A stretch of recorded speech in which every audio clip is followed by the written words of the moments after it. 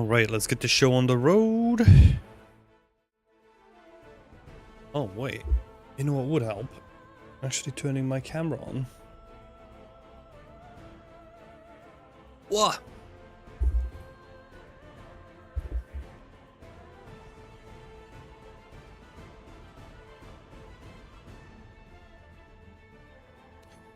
Okay, hold up. Before we do that, let's make sure that we fix this.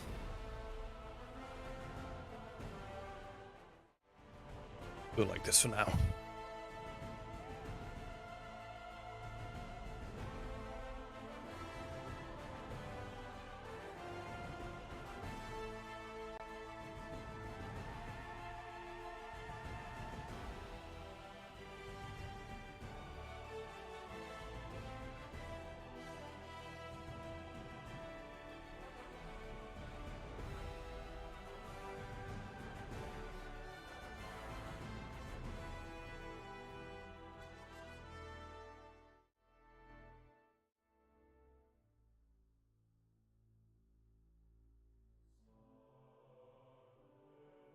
Oh wait, maybe I should unmute myself.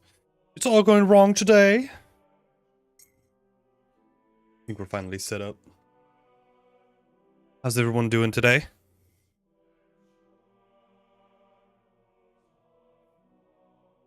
Let's make sure that we got like a nice intro. Because today we're gonna be working on some foliage. It's been a while since I touched any of it, so it's gonna be a lot of stumbling, and so it is gonna be a lot of stumbling because I've made my own tree generator, right, in Blender with geometry nodes. And last time I touched it was a couple of months ago. I just cleaned it all up and then didn't touch it in the meantime. So that means that I'm gonna have to refamiliarize myself with it. Then we're gonna start out with the small stuff, right? So like these smaller plants. And then we're gonna move up to the bigger trees, and then hopefully we can output some new ones today. And hopefully fix some stuff in the models as well. Hi Vivek. Sorry, Vivek. How are you doing? So yeah, let's dive in. Let's have a look. So these are the things that I'm going to start out with first. And we'll see where we go from there. I kinda had a look already where I kind of left things off and how stuff works. Just a little bit. Gonna see.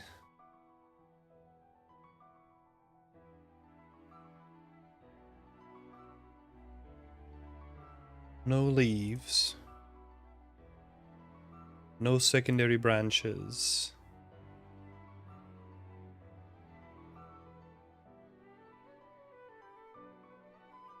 This has leaves on it. Right. Heidi Corey! How's it going? Oh, hey Vivek. Yeah, my week is going good. How is your week going? Well, my week is going okay. I had COVID for most of it, so that wasn't pleasant, but getting back to it. Let's see what's happening here. That's controlling the leaves, right? Take care. Yeah, I'm doing fine now. Nothing to really complain about anymore. But how are you doing?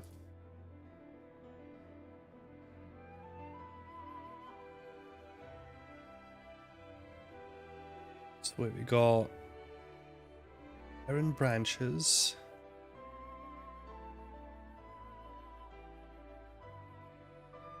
Yeah, those are the leaves. Why is that not working on this one?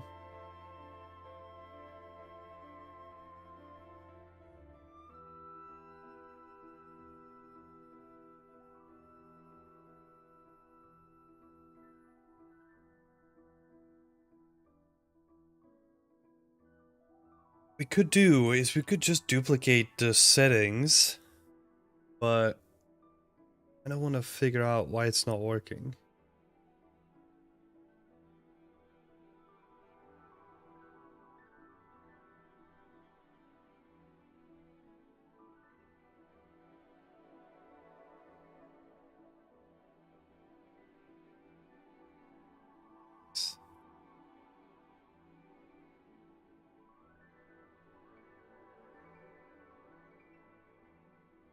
Oh, starting.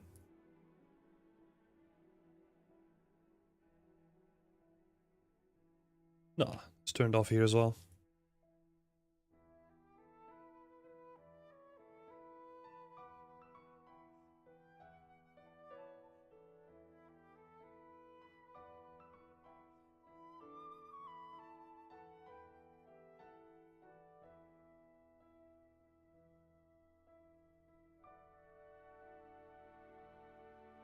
Let's have a look. We copy the modifiers, we get this base, right? And then we could technically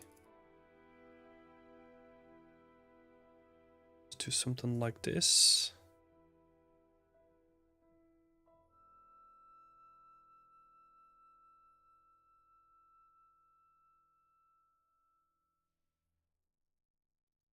Using the the amount of it. Okay, let's see. I want to make this one a little bit shorter, right? So I'm gonna change the height up a little bit. We're gonna see if we can change the noise on this as well.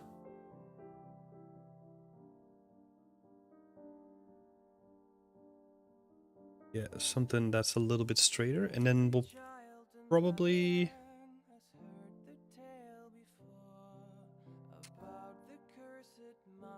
move up some of the branches.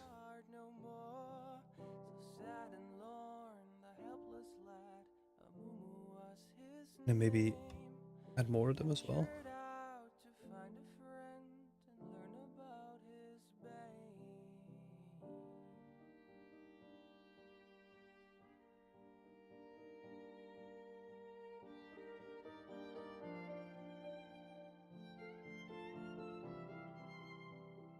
Because I don't necessarily need them to be like super overwhelming, right? Like in terms of like density. I don't want that to happen either.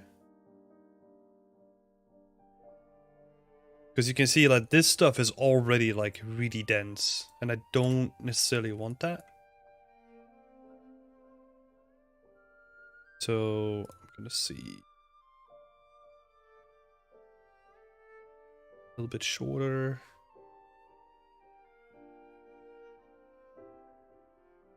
We play around with the seed a little bit.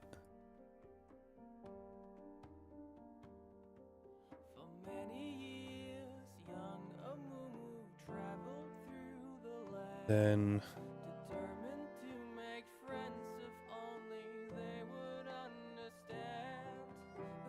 let's just turn down the amount of leaves as well.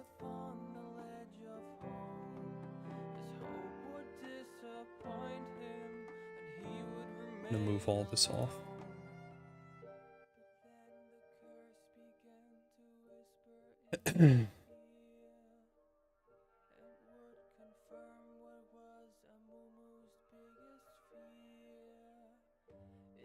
Let's see if we can actually change.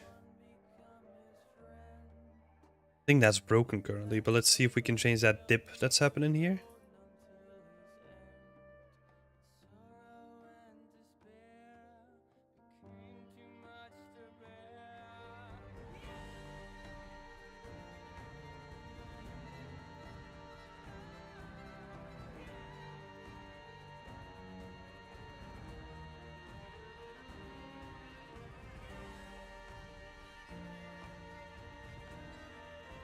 Oh yeah, something like that could work, actually.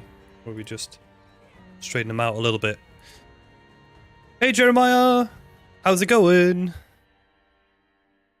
Happy to have you here. We're just fiddling around with some of the saplings, like with a generator that I made. So honestly, a lot of it today is just gonna be struggle bussing through the entire thing as I'm getting reacquainted with it.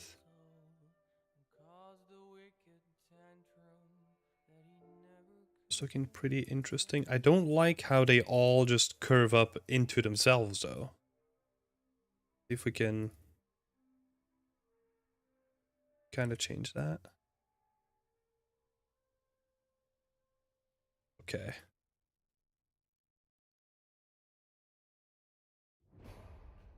Yeah. We're ending up with this kind of format, and then we just end up like more branches on it. I think that's looking pretty good. This one is pretty intense as well in terms of density, so let's that down.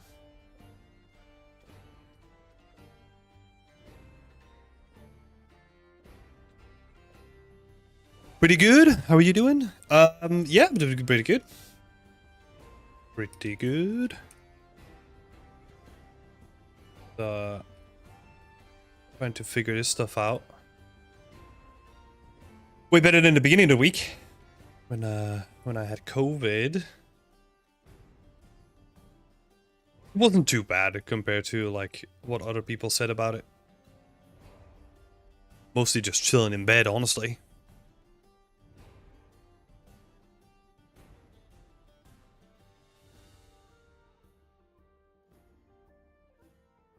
Yeah, glad it wasn't too bad. Same here.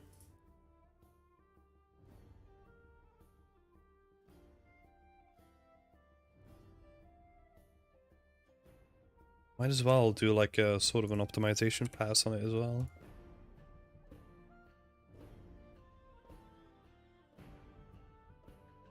Let's make this one shorter too. Don't really know why the top is doing that. Let's have a look. Okay, there we go. Something quite curly like that could be nice. We just need like a little bit more branches.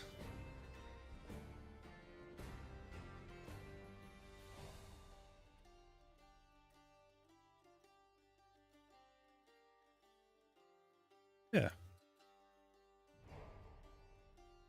Live? Hell yeah, we're live. Hey Danny, how's it going?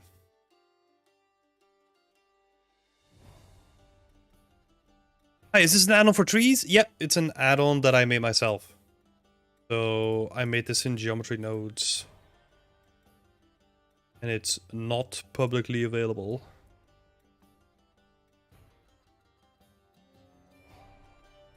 Because I can't honestly be bothered cleaning up the mess that I made inside of it.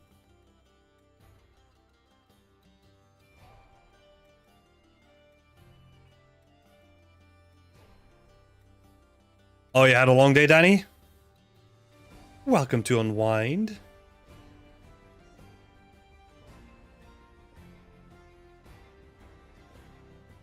Honestly, just having a look at what looks right. Maybe I want like a something like that. Maybe.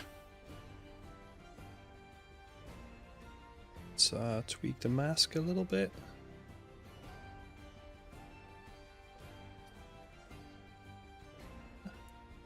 Something like that with like a top concentration, right? And then maybe we'll. Oh no, not this randomness. I want to reduce the randomness of the trunk itself. Noise parameters. I really need to simplify this one, huh?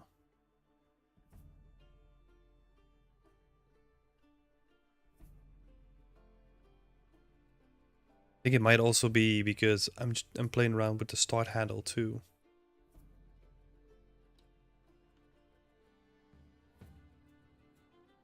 Yeah, there we go. Straighten that up a little bit.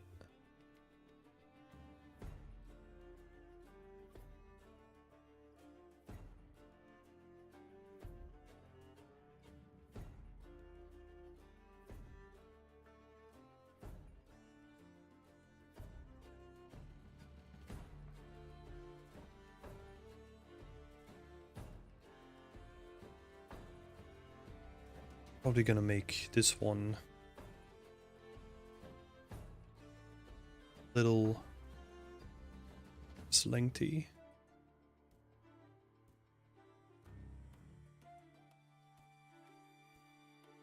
I'm gonna keep being lazy, you know? I'm just gonna change this up. Like a tall one, and then we're probably gonna push up all these and then have just more of them all the way to the end. In terms of the length of them as well. And then let the leaves start earlier as well.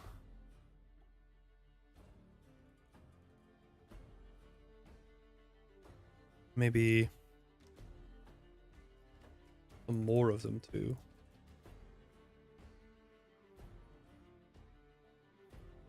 We're gonna see if we can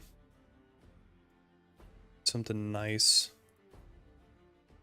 The randomized seed.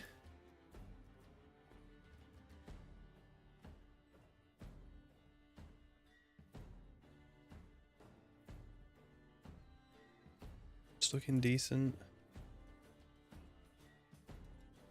Oh, this one's cool. Yeah.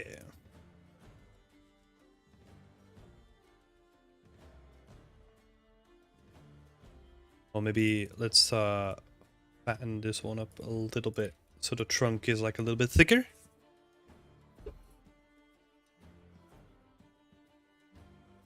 I think I need to play with the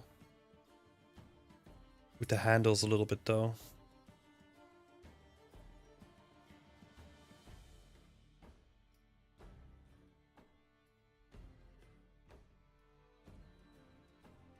Oh, not that much.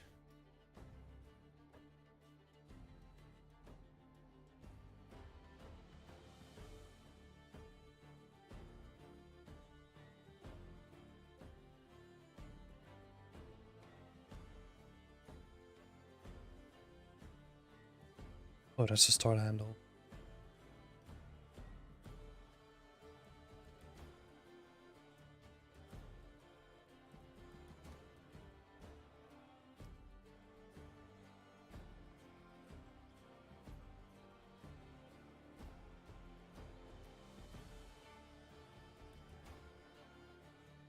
Hmm.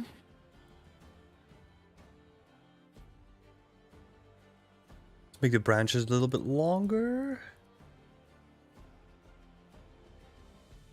On school. I like how sparse it is too. Jeremiah's coming in with a question. I need to make this trim sheet for my environment. I'm not a good at designer, so I was thinking about sculpting the trim in Substance and use Painter. Is that a good workflow? Yeah. Yeah, 100%. Whatever gets you there, right? I sculpted my trim sheet as well.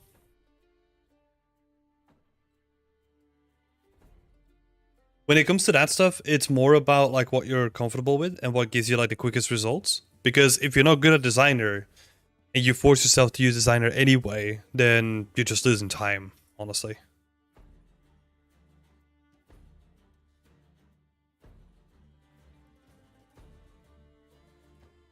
So it's more about getting the job done rather than doing it in the proper way, quote unquote, you know? Hi Rod, good morning. How are you doing?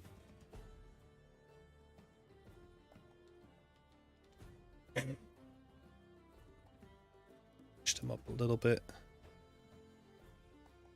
Actually, let's do the same thing here. Make them... Let's just keep it like that.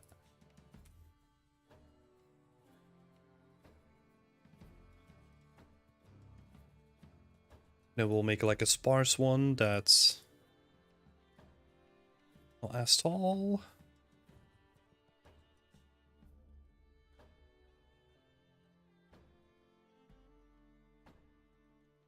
We'll add like a couple more branches to it as well.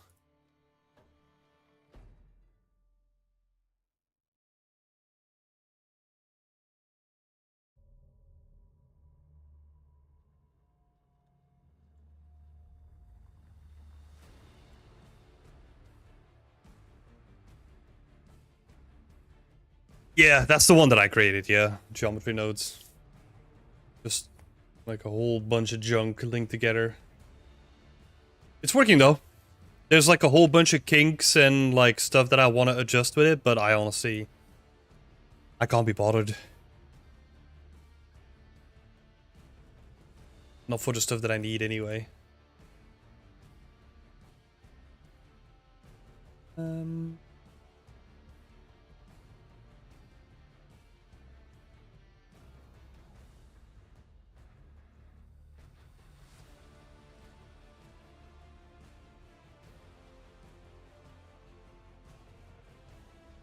Think the...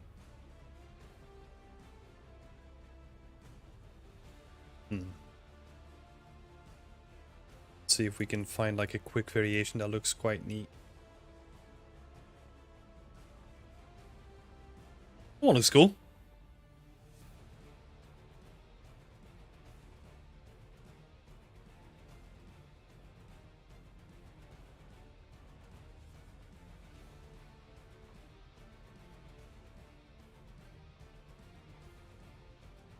And we'll just need to rename them.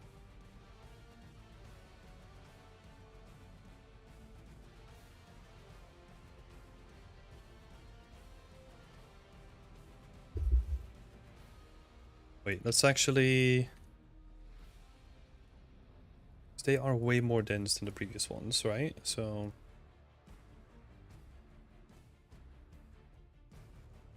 just duplicate all of them. And call them whatever they need to be called.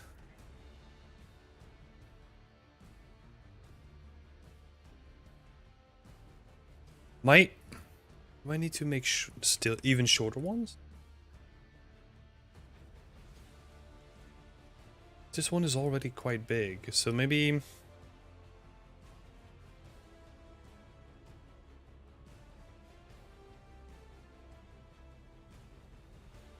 we have him one like this. We said, okay, maybe not all the starting handles.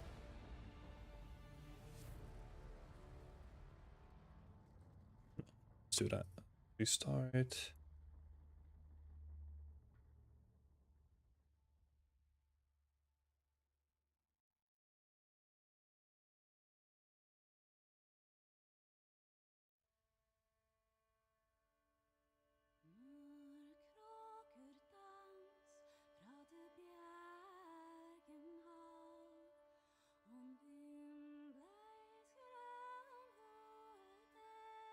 It's neat, man. Thanks. Yeah.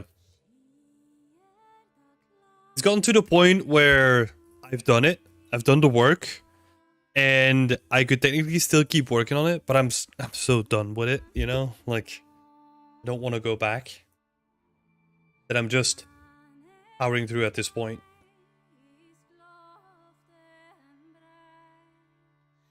Okay. We cut out the tallest one. Let's...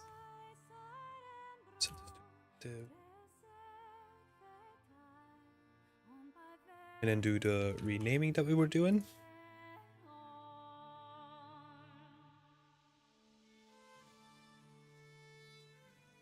Three...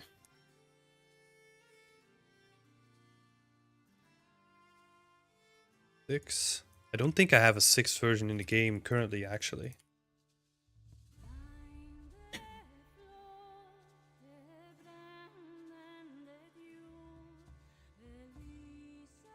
Okay, now we'll need to see... okay, if I just apply it, then it works.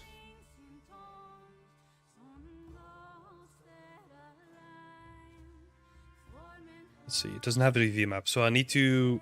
oh, no, that's not what I want. I need to convert this from an attribute to a UV map, and now it should have a UV map. Okay, cool. That works. I'll have to do that for like every version that I do, because for some reason, like Geometry Nodes doesn't have... well, in the version that I'm using, doesn't have like an attribute that goes straight into UV map. Well, basically you have to do that for like all of them. Kind of annoying, but...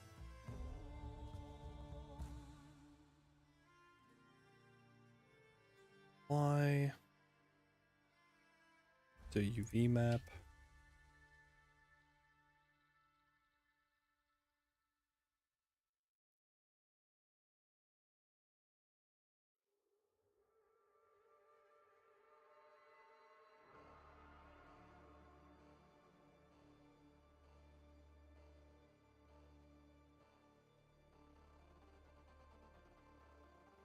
And then we're gonna have a look on what it looks like in the game.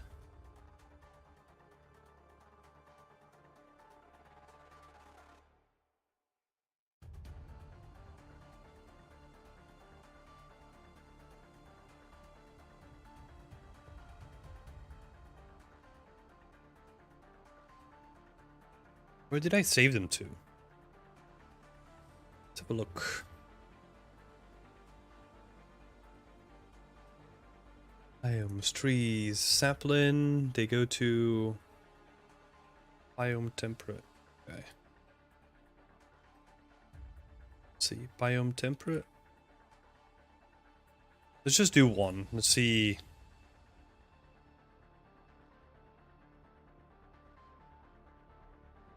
Okay. Cool. Still linked up. That's good.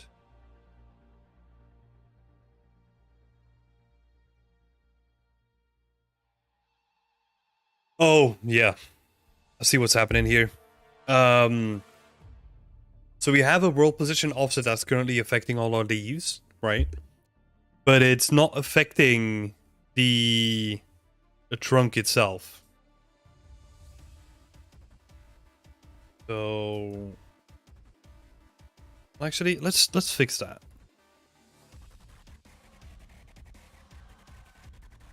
Let's fix that up.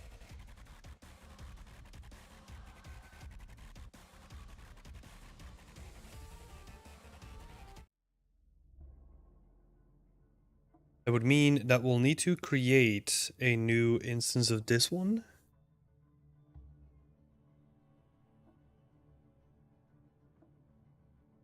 Oh, yeah. Okay.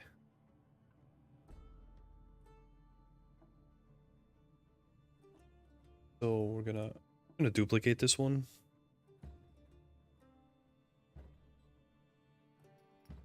Call it world position offset for now. And what we'll have to do is foliage world position offset. I think...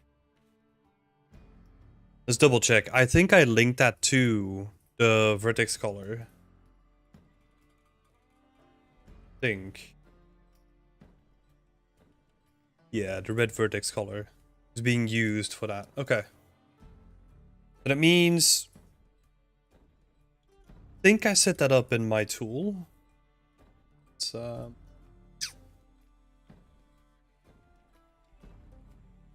that's right.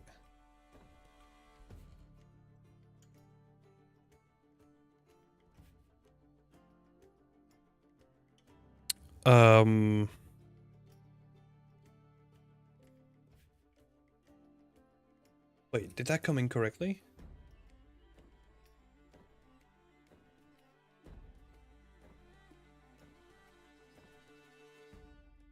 No, it's affecting the entire thing, right? What do I want to show? Vertex color. So it is fully white, which is not what we want, actually. Is that just broken, or?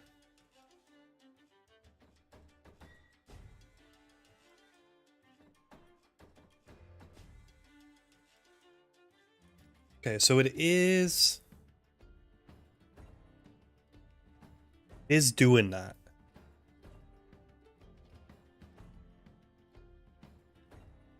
Now we'll need to figure out why it doesn't convert, right? Because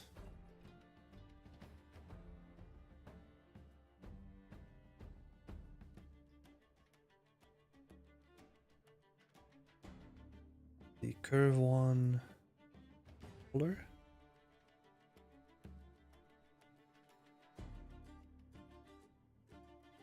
Vertex group. What do I want?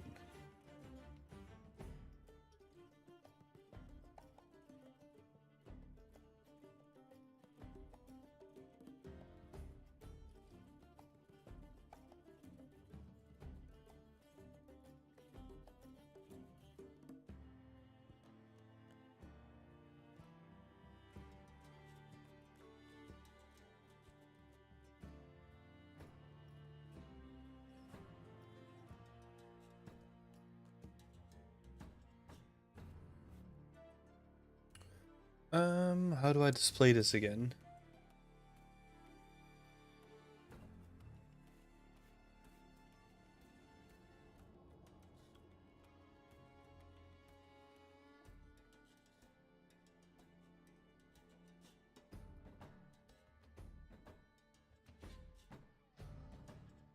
This is what I mean, right? Like, it's such a long time ago that I don't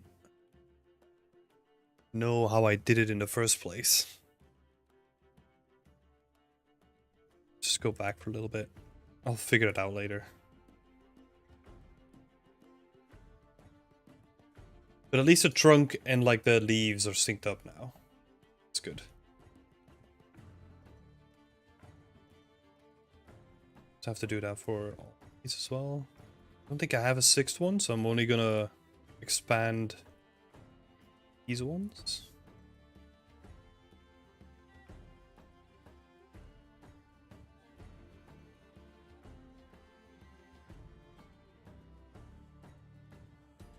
Oh yeah, number 2 is really dense. It's dense too. Only have 5 variations. Okay, so normally I'll just re-import all of this. Yeah, nice. Then it should also have updated stuff in here as well.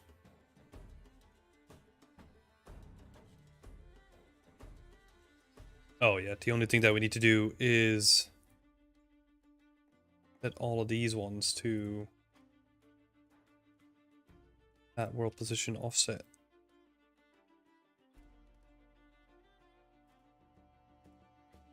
Save this one.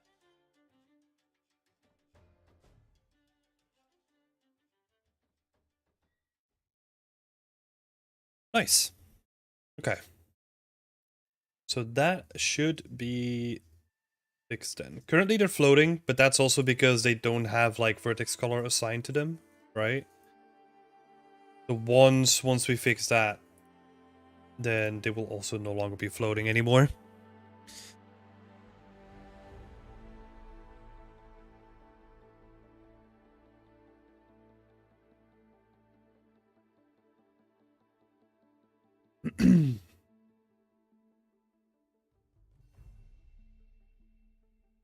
This one does look a little bit weird though. This one.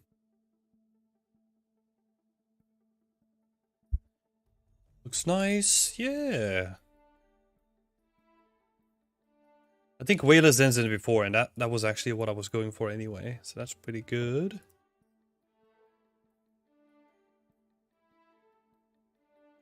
Which one is that?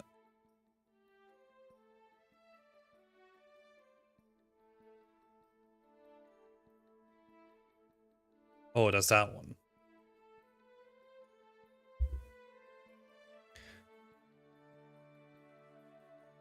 No, they don't update instantly.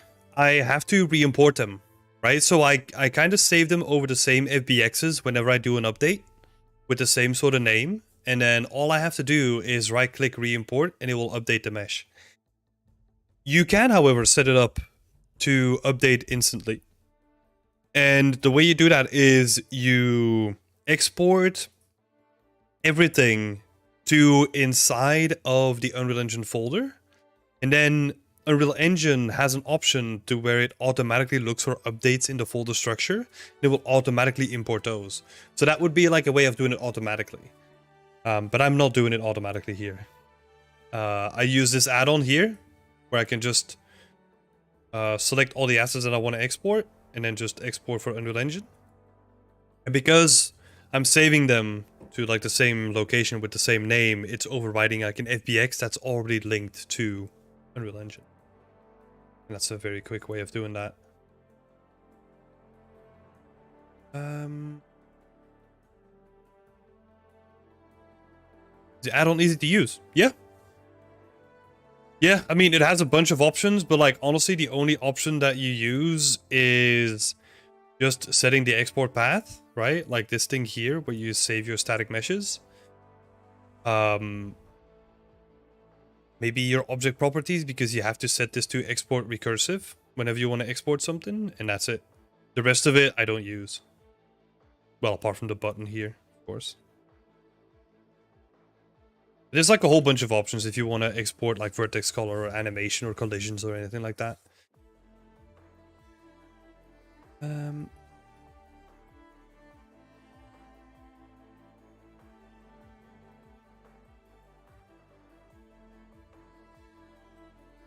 Let's actually look here. I think it's being limited by like the roundness of the main spline, that it's only adding things onto the faces.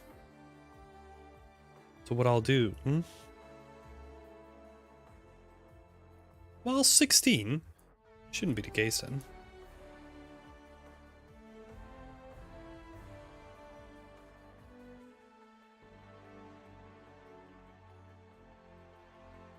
Just because of the end handle then? Okay. Wait. No. There's the end handle of the trunk. Let's see.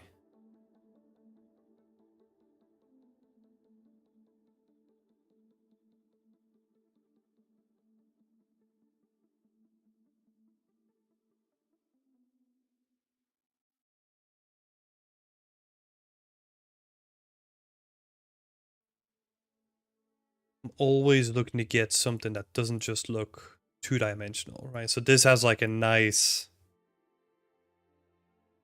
rotation when it comes to it. A little bit sparse at the bottom though.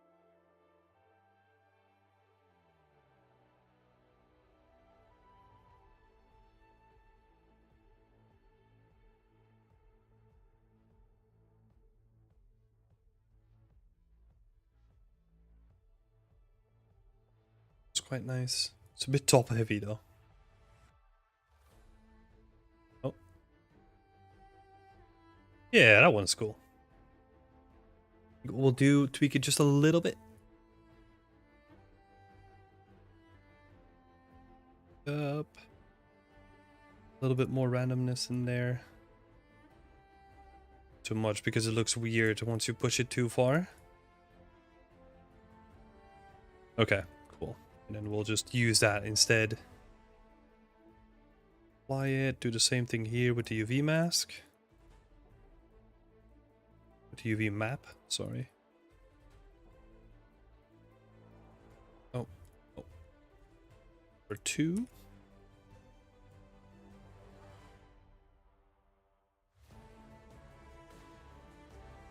And then only thing we need to do here is just export.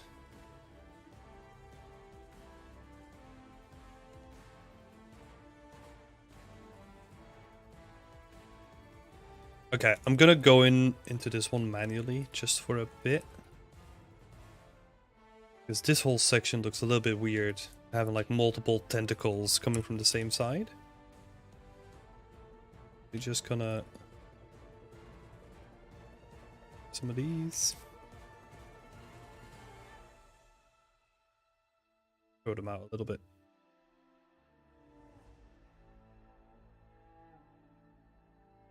Yes, we can also just use like soft selection with everything connected. We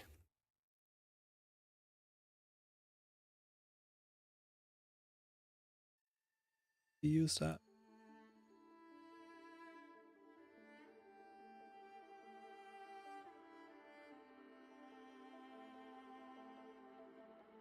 Maybe I'll just like randomly select some stuff here.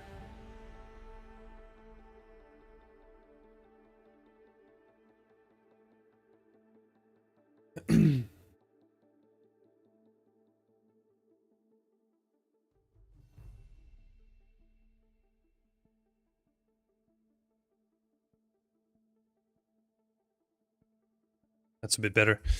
Okay, cool. We got our new selection in. Let's have a look.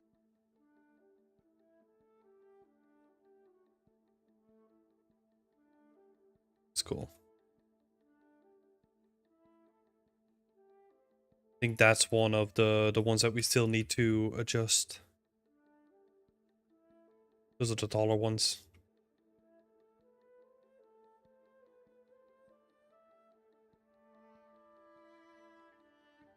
Yeah, pretty happy with the lower ones. I think what we can actually do is gonna see if we can increase the intensity of it, or like the amount of things. Okay, and I'm using this one. No, don't have anything in it. First floor. This cluster. No saplings in this one either.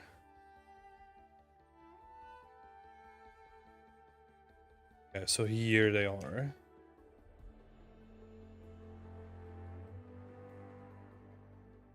Ferns, saplings. So what I'm gonna do is there is this grass density thing in here that I've set to 2 for most of them.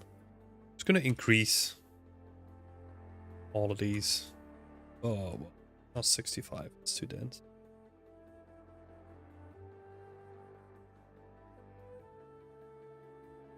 And number 5, cool. Yeah. Now we're getting more of them, right? But because we made the individual one less dense, it's now a bit easier on the eye. Because not everything is taking up so much space, but we're now getting more of these saplings all over the place. Like you can kind of see it here, right? I think that's a good amount of density.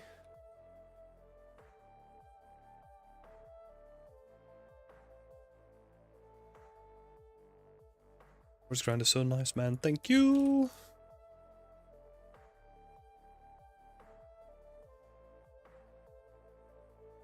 It's interesting that it's...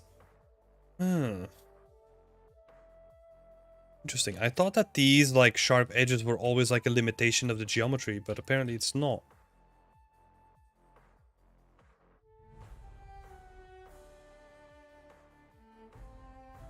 Interesting. Okay. Maybe I do like a remesh after the fact. I'm not selecting that.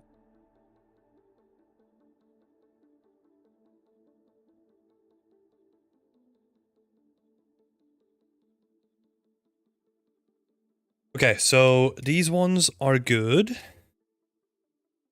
Let's have a look at the other ones. I think this is where the tricky part comes in.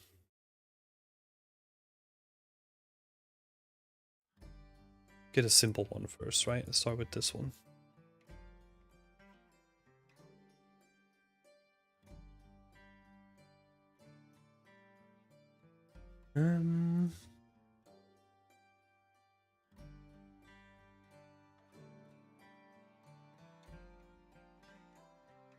Selections seem good.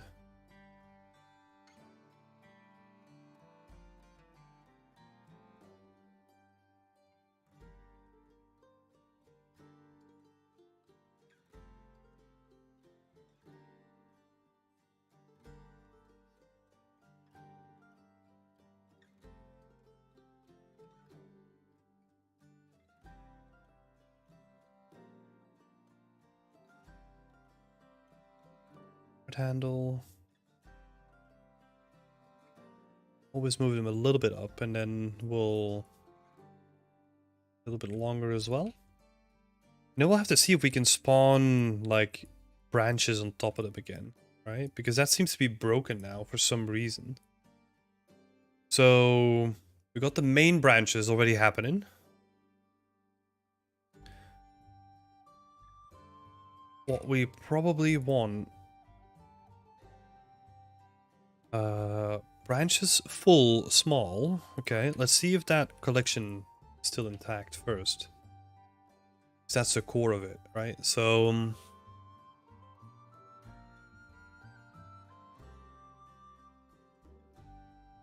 oak branches full. That has one thing in it at the moment.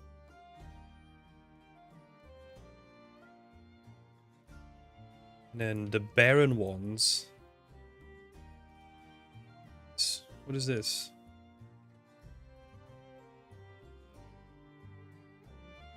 For the trunk, I think.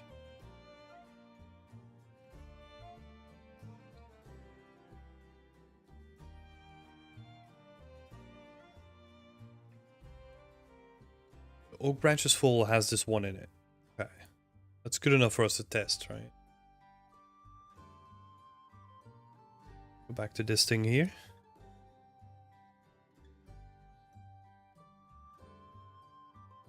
We'll just need to see how we're gonna get those on. So, active.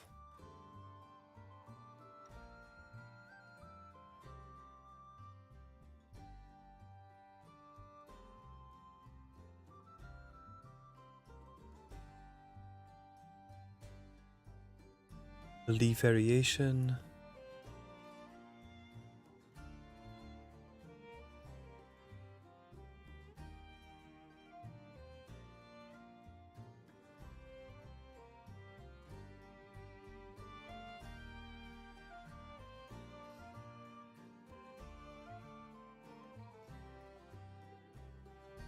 Hmm.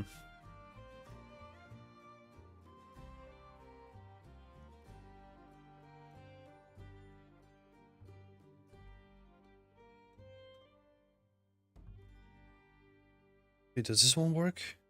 This is for spawning branches on top of the trunk of the tree.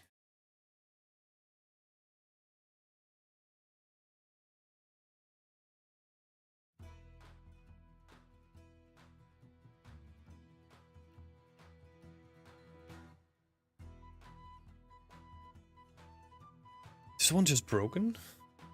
Completely?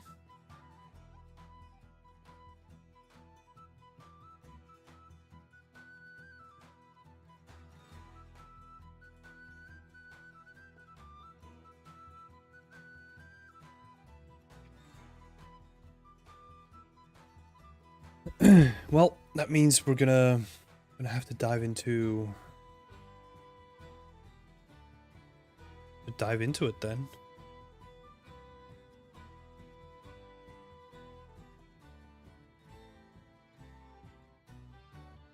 Gonna move this to the side.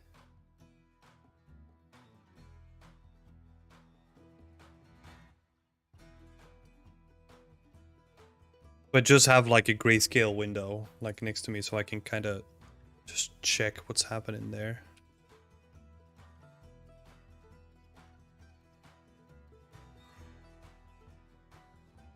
What am I doing here?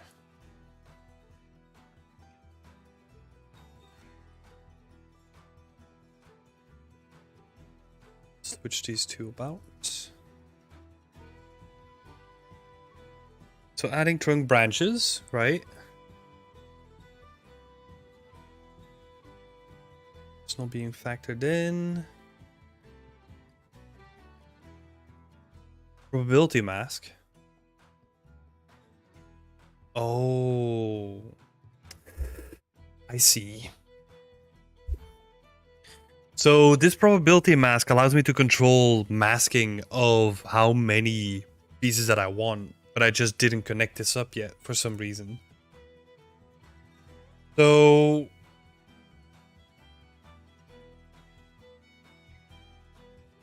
I'm just gonna make a note of this just to keep track of it. So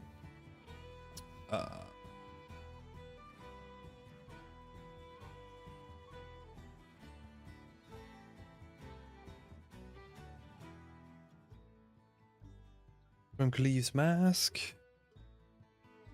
The reason why I say I'm gonna keep track of this is because this is the entire list of like different things that I can control, and it's kind of become a hassle at this point, you know, to add something in there. So I don't wanna bother doing that on the stream. I'll do that after the stream.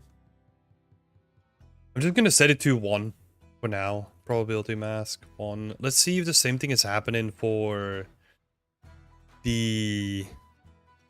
No, it can't happen for the other leaves though, because that worked worked. Double check anyway. Yeah, so that probability mask is connected on. That probability mask is linked to a bool. That's gonna be here, right? Yeah. Okay, so that one is linked up already, so it can't be that. Not in this case, anyway.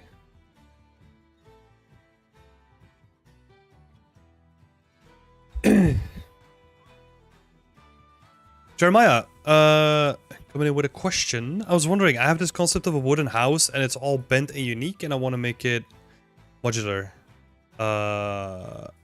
If I make a set with a few pillars and planks and add them to the trim texture, can I later add a modifier bend while still preserving the texture with all the information without any distortion? So then I can match the shape while still using a little modular kit. Yeah, you can do that in Unreal Engine as well if you wanted to. But yeah, you can change and warp stuff after the fact and just make it unique then, right? And just use like the modular kit to do like the construction of it. Totally fine. So these trunk things, they are working.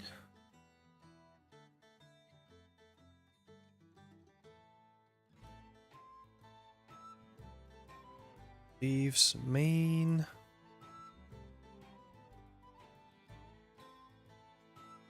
Oh, that's the trunk, right? Wait, what? Oh.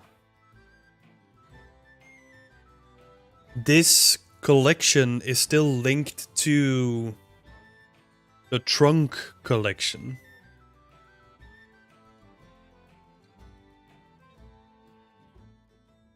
I thought that if you had to do that, then your UVs will warp and it'll look weird. No, there's options where you can disable like the UVs looking weird or anything like that. So yeah, you don't have to worry about that. Like you can preserve the UVs. Yeah, you can basically move the geometry without moving the UVs. That's that's usually the standard way of doing things. At least it is in Blender. Just can't remember Maya and Max anymore. Wait, so does that make sense what I'm saying here? Like the collection of the trunk splines is still linked, or the collection of the branches that I'm using to spawn on the main trunk of the tree are the same as the one that I'm spawning on the first set of branches. So that's what's happening.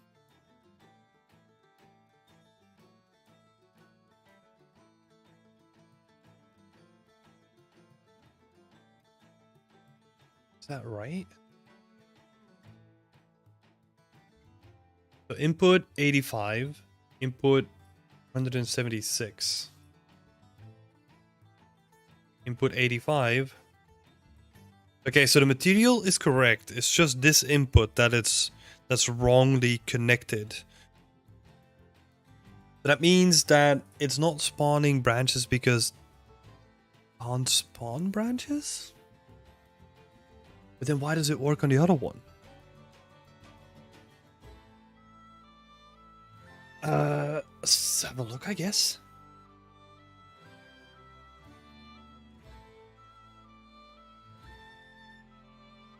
So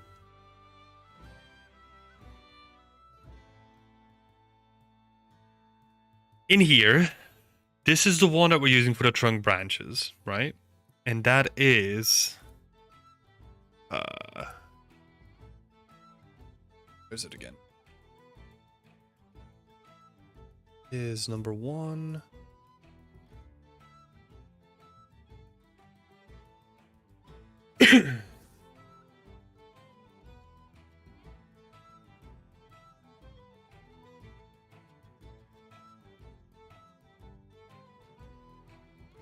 Trunk branches. That's this one. And then if we copy the data path, and I'll just paste it somewhere.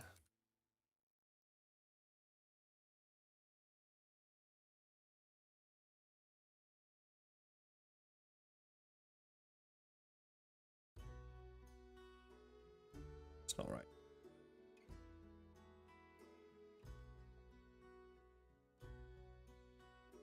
What? Okay, whatever. Enjoy lunch, Jeremiah.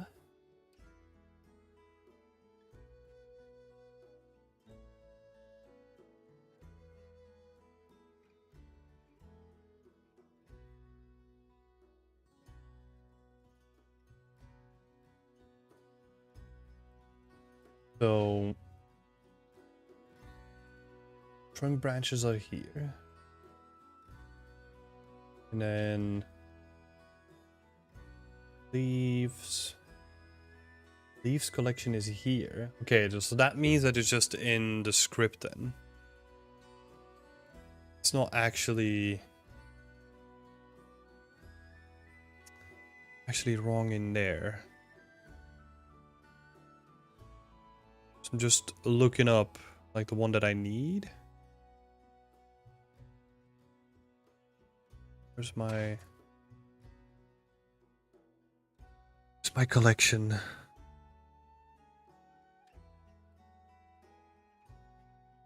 Do this again.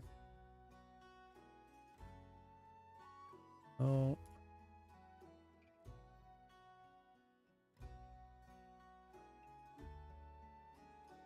Wait, do I need to do it in here?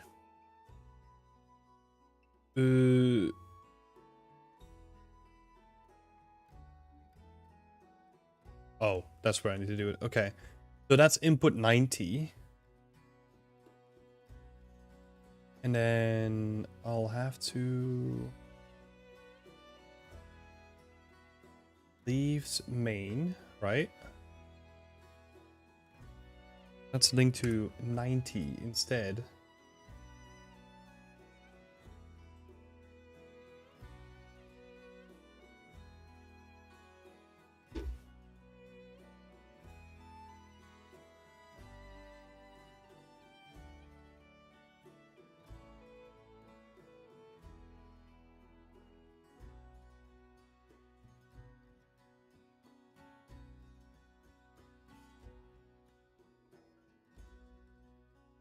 Yeah, it seems to be disconnected now, so that's good. It's a good sign. It's just not working. Oh, random mask. There we go. Okay. So we're good again. Now we can start tweaking this stuff again. Awesome. We're back on track, people. I told you it was going to be like a very technical, long stream. We gotta get it done.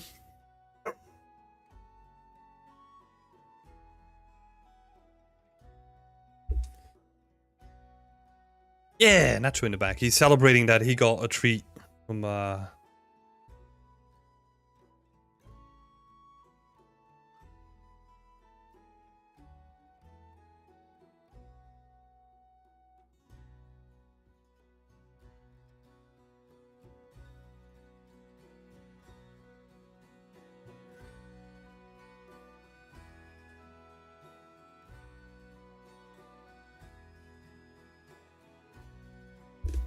It's a weird dog.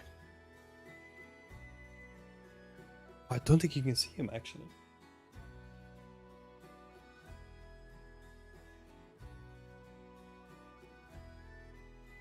Okay, let's see.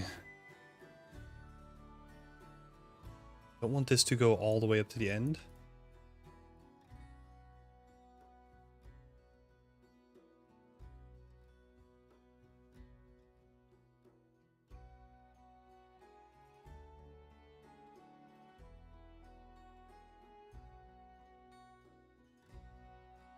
Mm-hmm.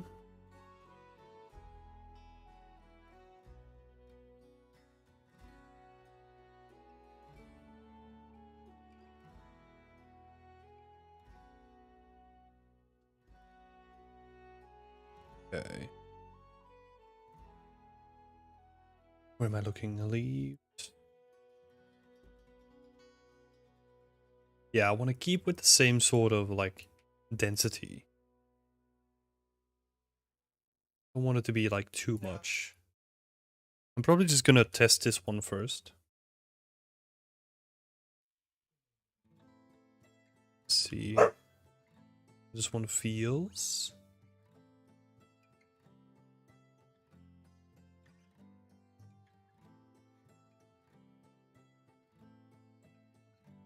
I have to do the same thing again, I think. Oh. Has UV map. Oh, that's because I didn't apply anything yet.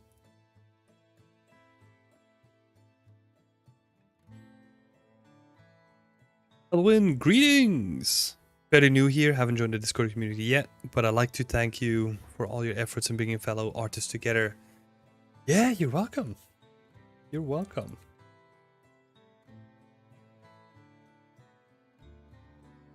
You're listening to the channel's podcast. Oh my god, it's been so long since we did one. They were fun though. And thank you so much for all the support.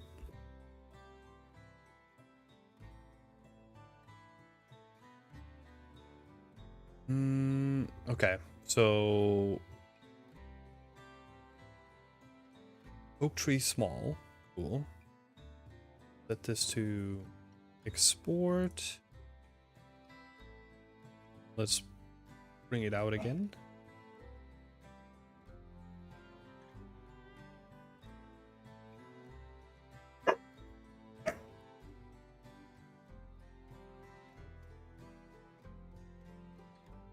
It's a small one.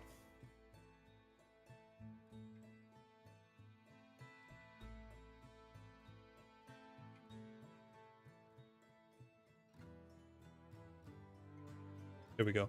Then we'll have to do the same thing with the material here as well. Then both sync up.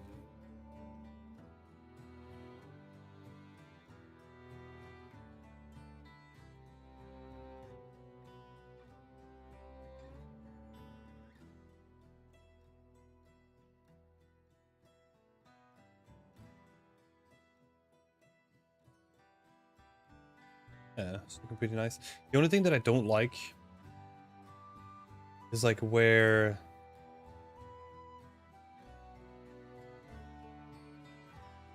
annoying. It's like where the branches connect to the branches.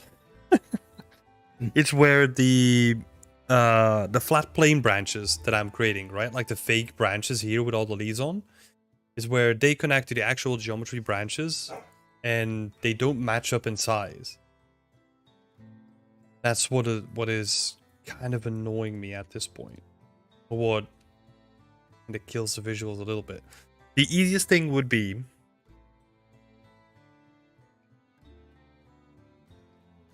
multiple things that we can do, right? What I can do is I can change the scale of the actual branches. But that's actually going to influence the whole thing, right? So we went from something that looked more like, I don't know, let's say like this, which has like a nice full feeling, to something that's a little bit more sparse.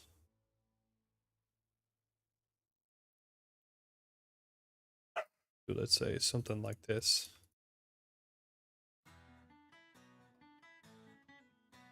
Not too bad. I think we have to compensate for like the amount of inches then. Just add a couple more, potentially. And see.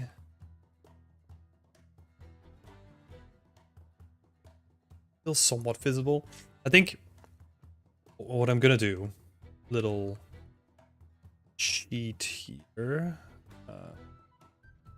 If we go to the thing that we're actually using for spawning it,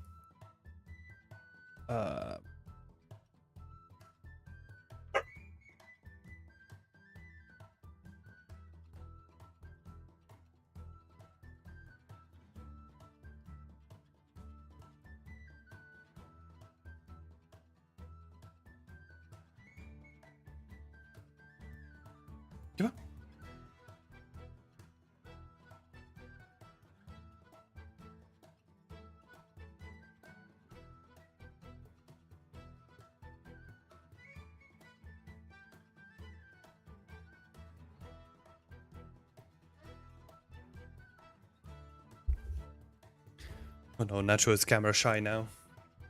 Huh?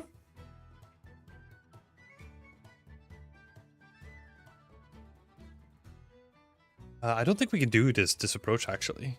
I was trying to see if I could like scale down the actual planes here, but we'll have to do that in the texture instead. There he is. I think you could see that well, but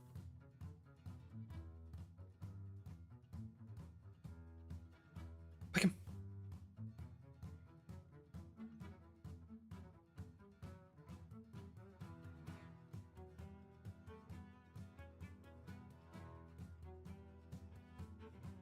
He's literally sitting out of view. Like he's literally sitting right here.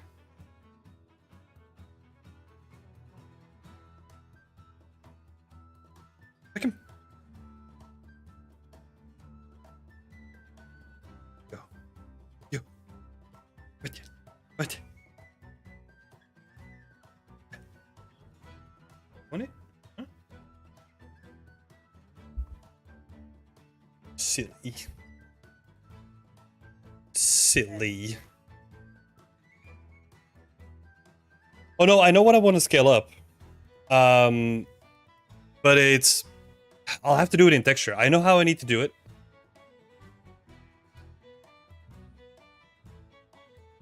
I know that I can do it with like pushing this closer, right? Without changing the texture, of course. So I could do it that way, but I have to do it in the texture if I want to have it make sense. So I'll need to actually change the texture to be like a little bit slimmer at this point, rather than having it spray out. But that's it. But no, what I can do is just not like a very good option at this point.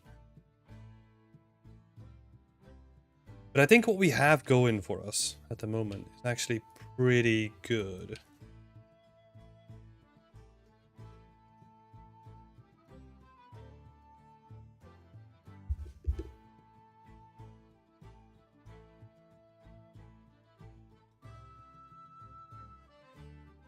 Actually, don't mind the look of this at all. Want to use a little bit too dense. What add-on are you using inside of Blender? That's an add-on that I made. So it's like my own tree creation kit that I'm using.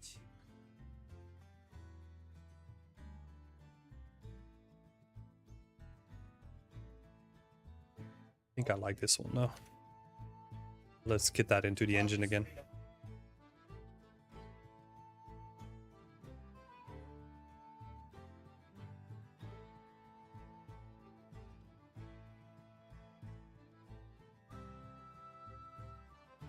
Nope, it's not on the Blender market. I just made it myself in Geometry Nodes, and I'm not planning to sell it. It's just my personal toolkit for creating trees, and it's very messy. So that's why I can honestly not be bothered by selling it and having to upkeep it and all that stuff. Don't have an interest in that.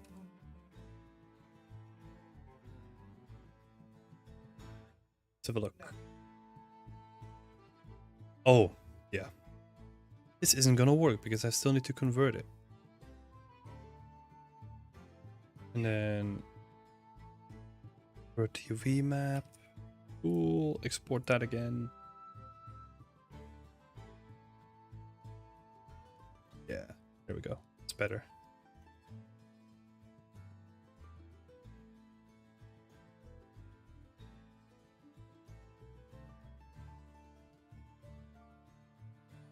Okay, what have I set my...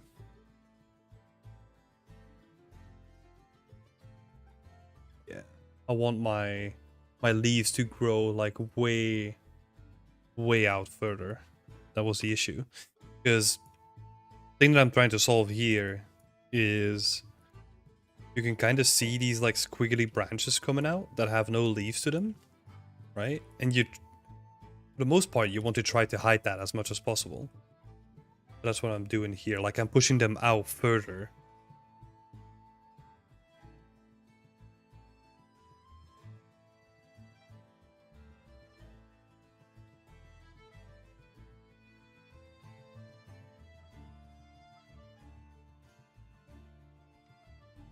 Add some more scale variation in there.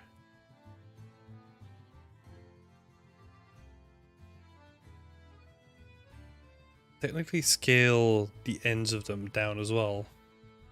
Forgot that I had that control.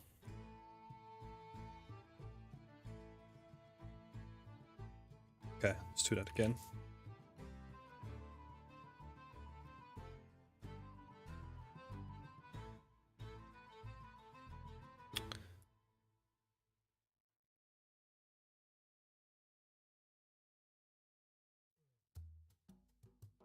Remap. It's all good. Forget to change the name. Yeah, go. Should be good now.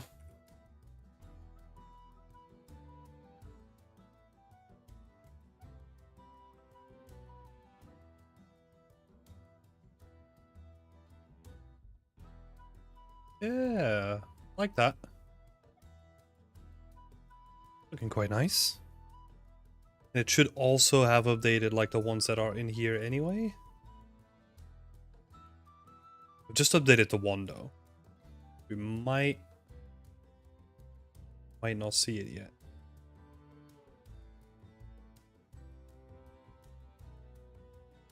We'll need to do an update for like all the other ones as well.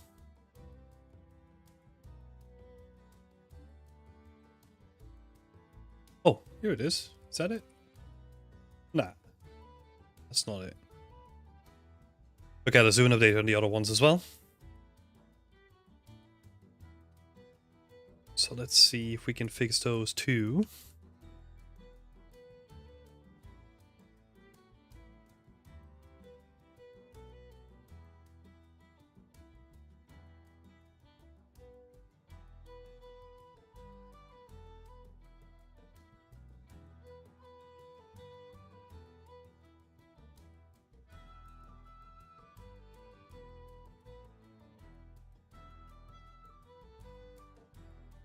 Oh.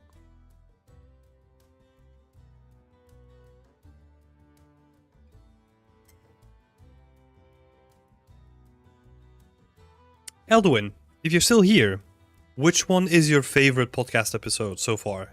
I'm curious. If you have a favorite.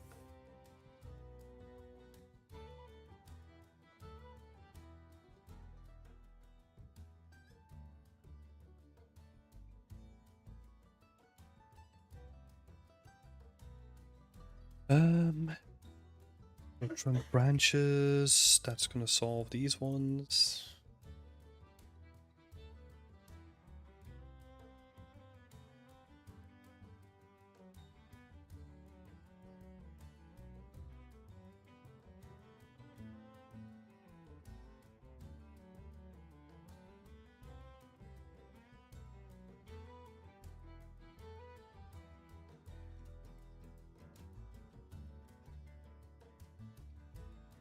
Let's see. So I kind of like what this one was doing, so let's see if we can actually replicate that.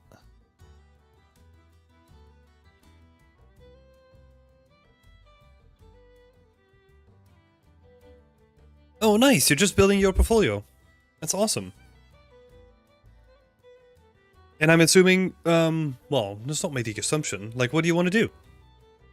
Environment art, character art, do you know already? Got a sneaky suspicion since you're here, but...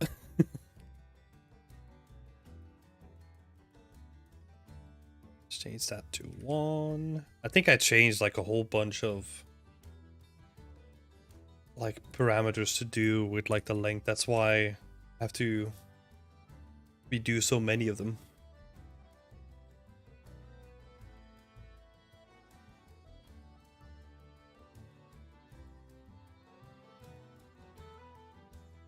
It's just making them longer.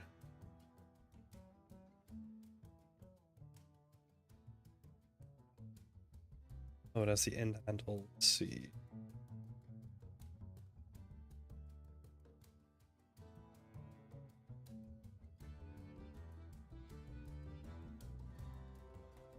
Let's go back to 2, maybe 1.5, maybe. Get some more randomness up in here. Then let's see if we can add the branches back in, or like the leaves.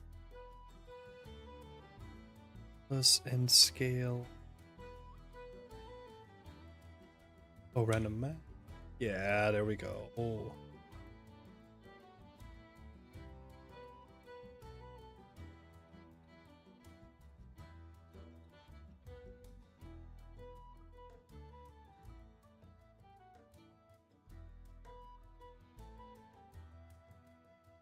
Let's make this one a little bit more chunkier in its radius.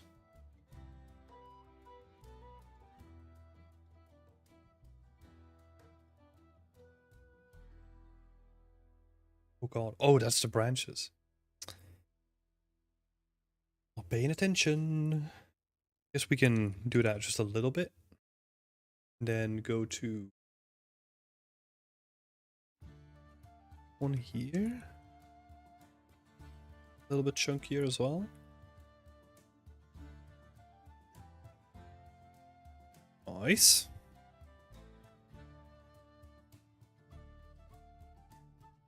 Was sort of a hobbyist generalist for 2 to 3 years now, but environment art won me over, so I'm kind of stitching everything up together now.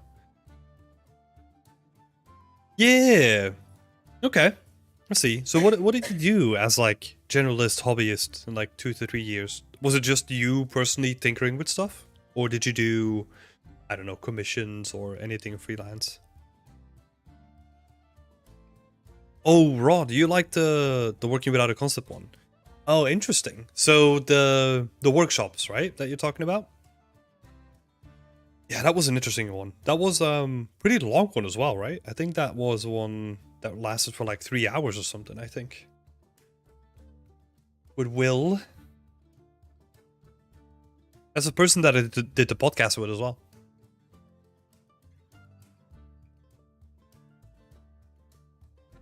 Trunk branches.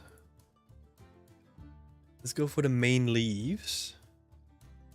And then make sure that they're not going to be like too big. Also, way less of them, please. I want to check for the same thing, right? Where you can't see any ugly transitions. I'm gonna push this out as well.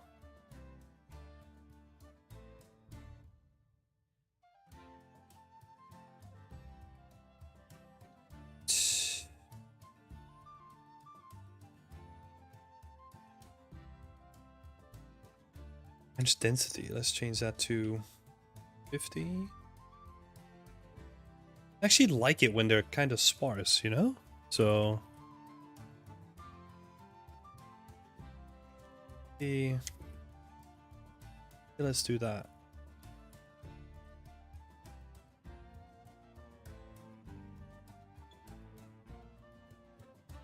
Second favorite, welcome to the chat. Just started focusing on environment art too. Making CG commercial for a company right now, but I want to work in games. That's awesome. CG commercials for a company?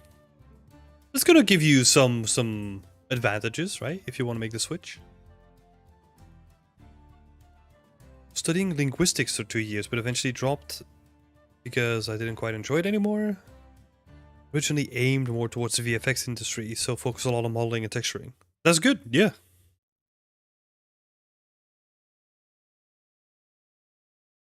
But that felt not enough, as I always enjoyed creating larger scene environments. Yeah, it's I do have to say, before you get into environment art, right? Like focusing on like the entire environment is usually not what is done in the industry itself. Like usually you'll have to specialize regardless, right? because you're always a part of a team. And creating an environment by yourself is a very tricky thing. So the stuff that I'm doing here right now, I've built up to that in the last decade, right? I don't want to discourage you either, right? Like I give everyone the advice of like having to specialize and all that stuff, but I myself have always believed that I always wanted to do the bigger stuff, right? So yeah, I can definitely see the appeal, and that's also the thing that kept me fighting for it, you know, and like kept me consistent and pushed me to become like better in all aspects, not just one.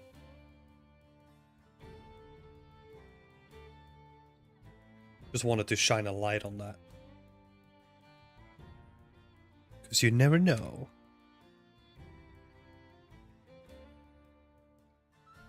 We're getting some interesting shapes here.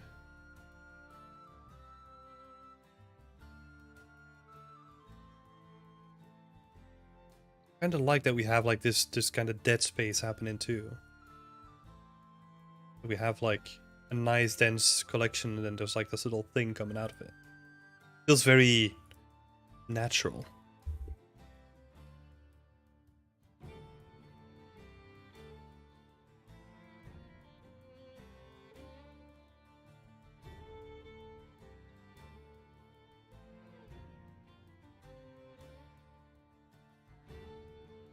Second favorite, totally gave me a boost. I graduated this year with a game art and development degree. I have fallen in love with Substance Designer. Yeah! Substance Designer is cool. It's also probably the quickest route to an end result from all the programs. To make something that looks finished, I think Substance Designer is probably the shortest route to anything. Which probably is why it has such an appeal to people as well, I think.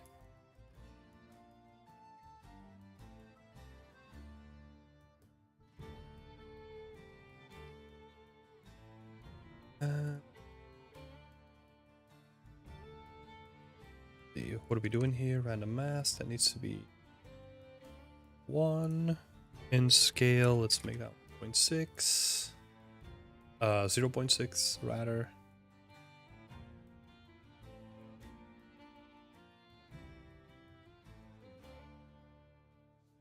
This is getting a bit too dense. You know, you can't really see what's happening there anymore, so we'll have to kind of minimize that a little bit.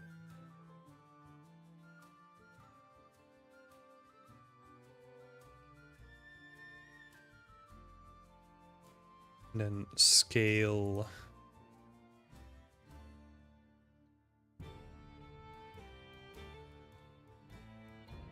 Build the stuff down as well. But yeah, the whole field, like I've always loved the idea of being able to build your own worlds, right? And I think over time, what you learn is that you don't necessarily need to build a whole world for it to feel like a whole world, right? Because we always think about like, oh, let's say a marketplace. Oh, we need to build like a whole marketplace that has like all the spices and all the stuff attached to it, right? But you can actually distill it down to like a core visual thing. Yeah. On the other hand, I also realized that it's just fun to create some crazy looking stuff, you know? I mean, what I'm doing right here, you know? I'm not making just like one visual, I'm making all of it. We have like little corridor, like lots of houses, we got stone, we got the wall, we got like the marketplace itself, like it's just, yeah, making everything, right?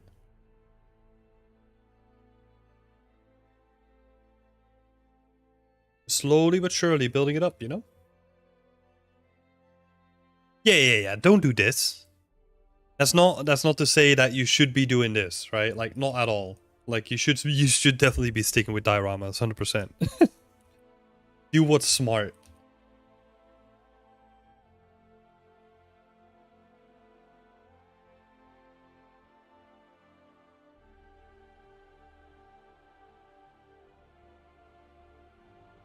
I just want to make sure that people know that this is not normal, right? Like the stuff that I'm doing is not what you'll be doing in like a professional setting, not at all. Just want to throw that caveat out there. And funky going on with how the branches look, so tweak that a little bit.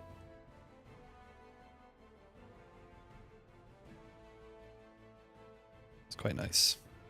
And it's quite nice that we've kind of retained the same shape. The only thing, don't want that last branch to be happening. So what I'll probably do, that's the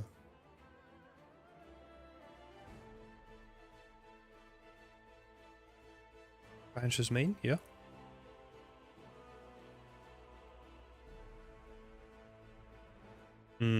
Let's see. We have this ugly looking spot up top again. Let's see. See if we can kind of randomize that away a little bit.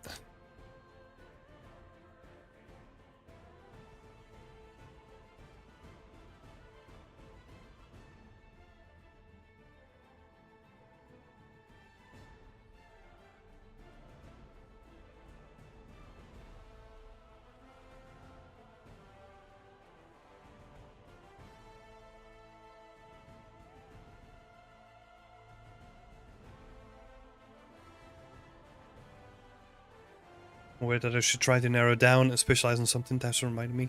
Yeah, no worries. I mean,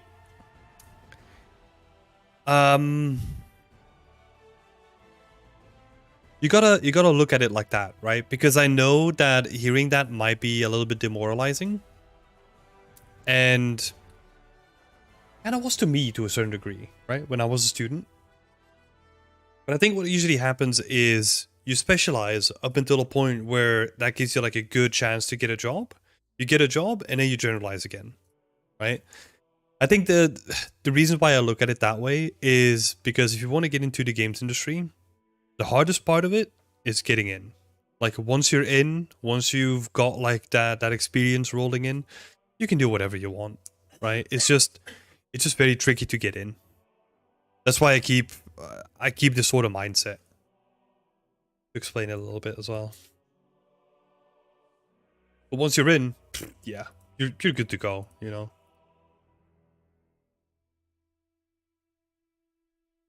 See if we add a bit more spline points. I wanna iron out some of those kinks that we had. Because like this stuff is ugly, right? So I want to try to avoid that as much as possible. So we just up it.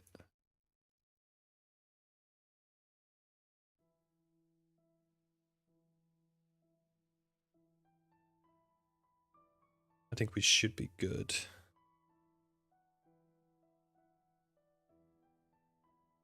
But look, kind of got the same shape going. I think what we might need to do is just scale down some of these ones.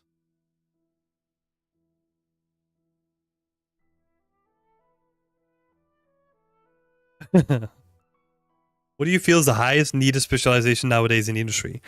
Can I throw a question back at you first when it comes to that? Is that for career advice or just general interest?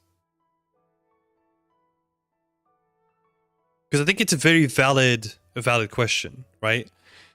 I just don't want people to start building a career based on that one thing that we're gonna say next. General interest. Okay. Good one, Rod. So general interest, if we're looking at some of the careers that are like really needed, look at technical artists or VFX artists.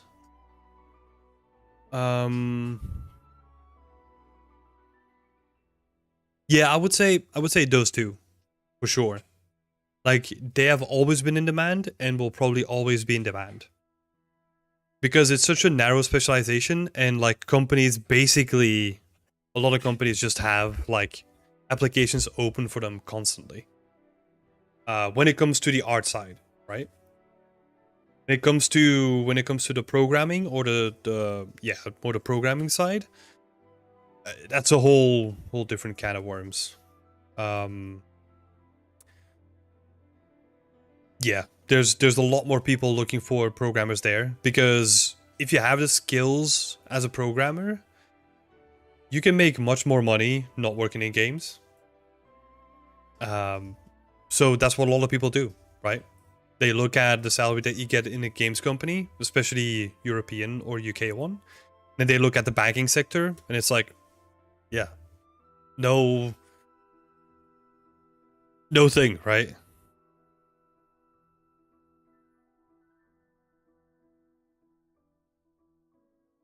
Yeah. Fair enough. Yeah, I just wanna always throw that out there because um I've had that question many times, and I think people always take it as like career advice because they know that that's going to give them like the best opportunity, but that's not what you want to do in life, right? You want something that generally interests you, and then you get a job doing that like 8 hours a day. That's what you want to do. Yeah, technical art is hard, yeah, because it's also so broad. There's no standard definition of what a technical artist does, right? You have to wear many hats in that. You have to know about optimization. You have to know about a lot of optimization techniques like workflow pipelines. Yeah,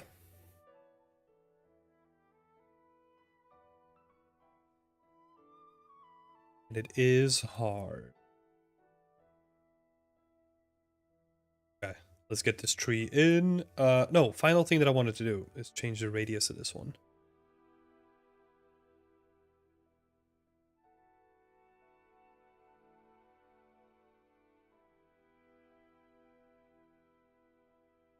Yeah, I think honestly, like the technical artists that I worked with, the ones that became technical artists from the ones that I've seen, like they they weren't even artists, right? Like it was more about like a genuine like technical interest in like how stuff works, how stuff breaks down, and how they can solve it. Um, because I think from what I've seen, again, right, very limited amount of stuff compared to like the entire industry. But from what I've seen, the artists that were really artists and then were asked to become like a technical artist, they either didn't do it because they love the art so much, or they did it for the money and then missed the art, right?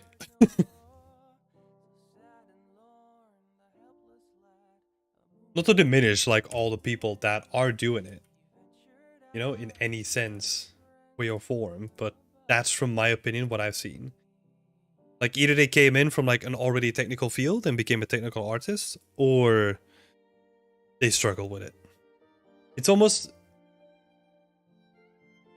it's almost I kind of look at it or well, you could kind of look at it in the same way as like a lead, right? Because your responsibilities change at that point. It's no longer about making pretty pictures, it's about allowing other people to make pretty pictures.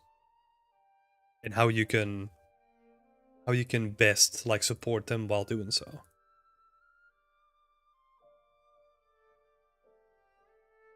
So it just changes.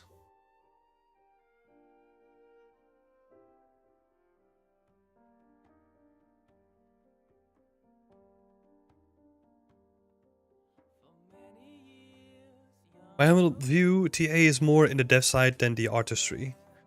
Um, depends on what you mean, right? Like your definition of being a dev. Because in AAA, I think development just gets seen as like the creation of a game, so an artist is as involved as just anyone else, right? I think it's more of like an on and off thing. Like it's either you are developing a game or you're not, right? And of course, like there's That's where it gets tricky in the industry because they still can't make up their mind who to give credit or not, but hey.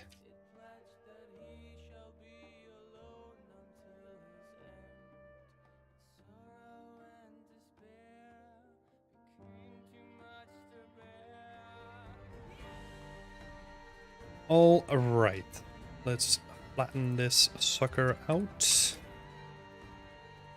Build up a little bit.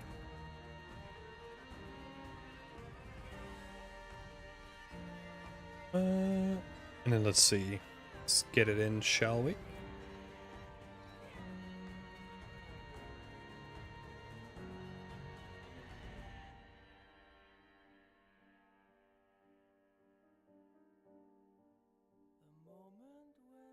Bum bum bum.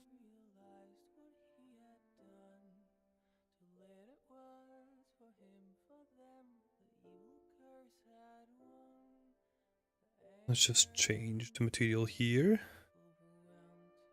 Oh yeah, no worries. I mean, also, just as a reminder, like, don't take my word for the gospel, right? Like, talk to different people about this. Like, everyone has their kind of own opinion about it, and what I'm saying here is just my own opinion. And from what I've seen, I've always tried to caveat that as much as possible. I just want you to keep that in mind.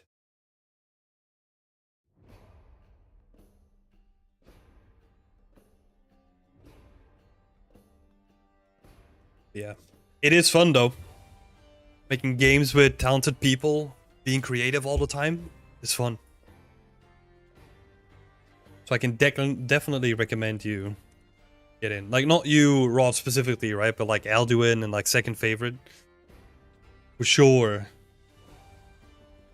Try your run at the games industry. It's gonna be fun.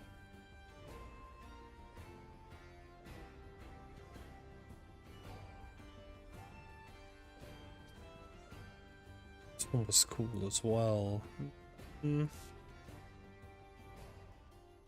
let's see if we can just keep going, shall we? I think with the results of today, I'm actually pretty happy already.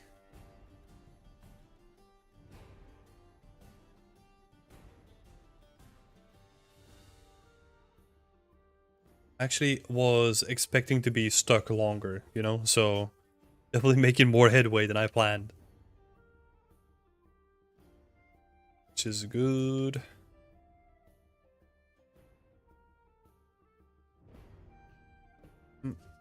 I'm gonna do some manual tweaks here.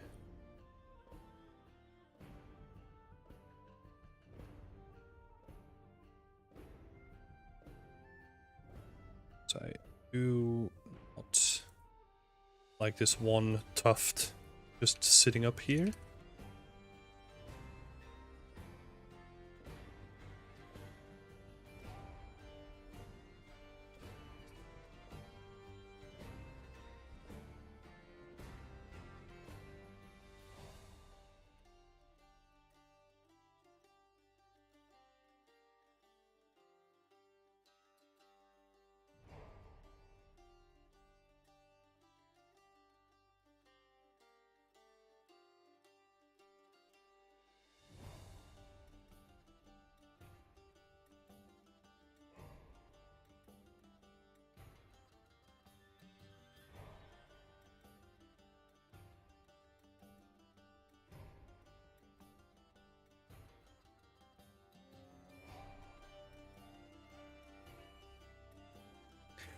Hey, Arthur!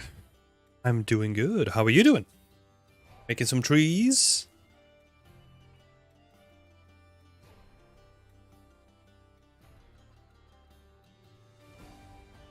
Well, just making trees and like going through like a bunch of stuff that I drastically needed to clean up anyway. I mean, just look at this mess.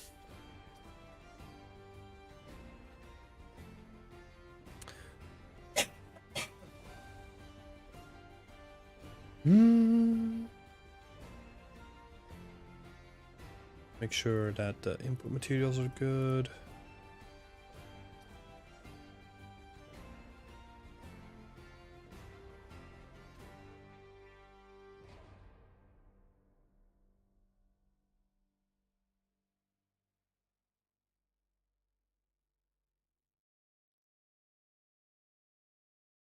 Atlas boys.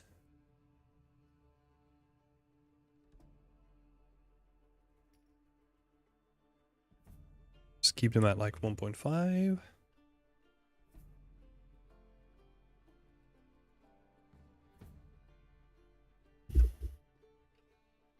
What I've always struggled with is pushing my work to completion when I'm in that final 10% stage. Yep.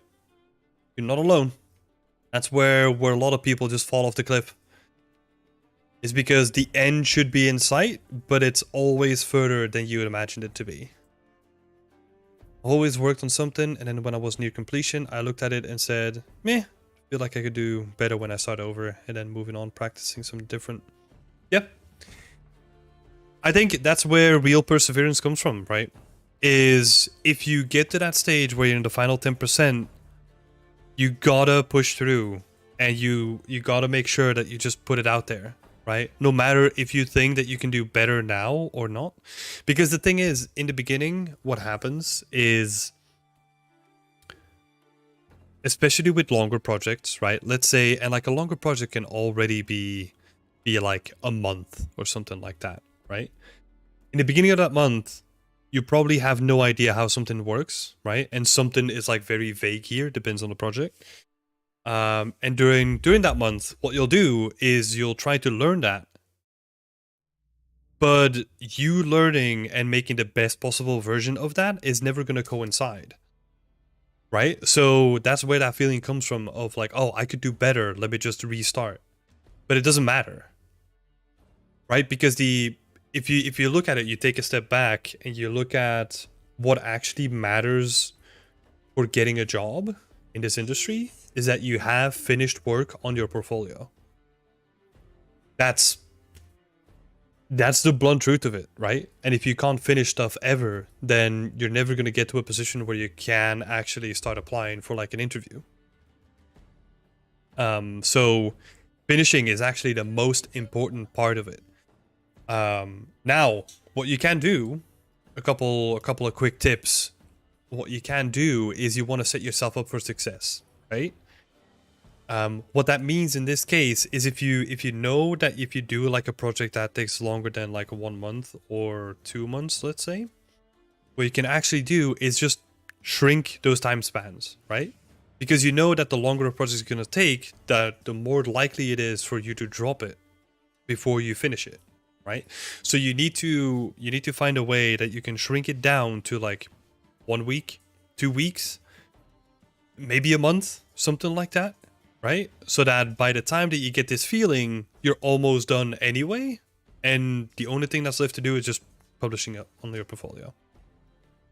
So keeping time spans really short and focusing on one thing to learn is also a really good tip. That's how I kind of approached my portfolio, right? Like when I was going, because my portfolio still has like student work on it. So let me bring it up. Let's have a look here. So let's say, for example, with this one, right? My goal with this was very specific. I wanted to learn how to make foliage. That's it.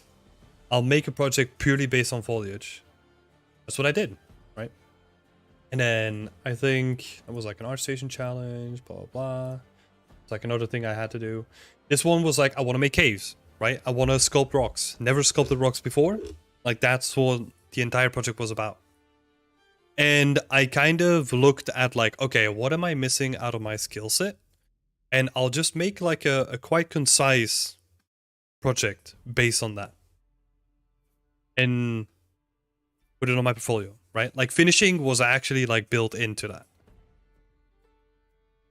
And that really helped me. Right? Because without those pieces, like I wouldn't have like the portfolio at that point when I was applying like I wouldn't have any of these pieces basically.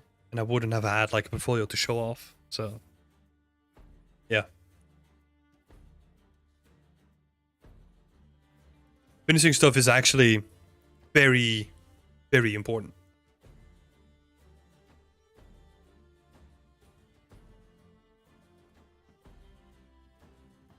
The problem is that by the time I'm done with the project, I've learned so much that I could do better, but I don't want to redo everything. But that's fine, right? That's 100% fine. Like, there's a beauty to it where you can finish something and say like, hey, look, I'm proud of this, but I know that I can also do better. And then just do something new where you show off that you can do better, right? Because if you get stuck in that mindset and you're like, oh man, I could do this so much better, then what are you gonna do? Just keep doing the same thing and incrementally make it better rather than doing something else? That's also pretty boring, right?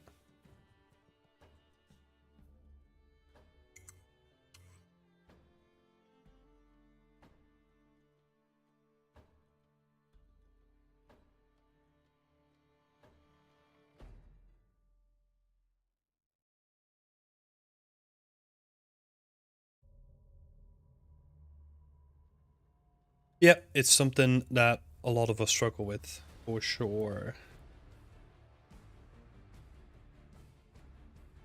I've got like an entire project graveyard, you know, of like stuff that I never finished. I think everyone has one of those. Oh, don't want that.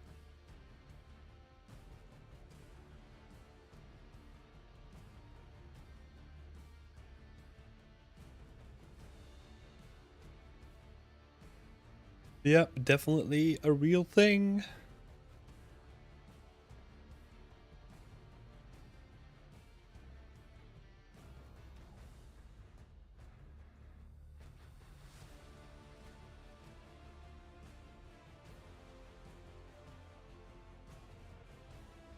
Change up the scale variation just a little bit.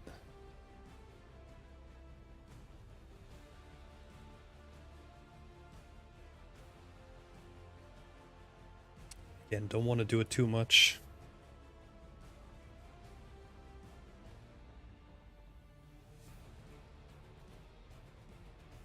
Thanks for the question, E. Arthur. Would you say that it's better to focus on a specific topic when doing a personal project, like you showed, foliage, rocks, etc., instead of blending everything together into a huge project? Oh yeah, 100%.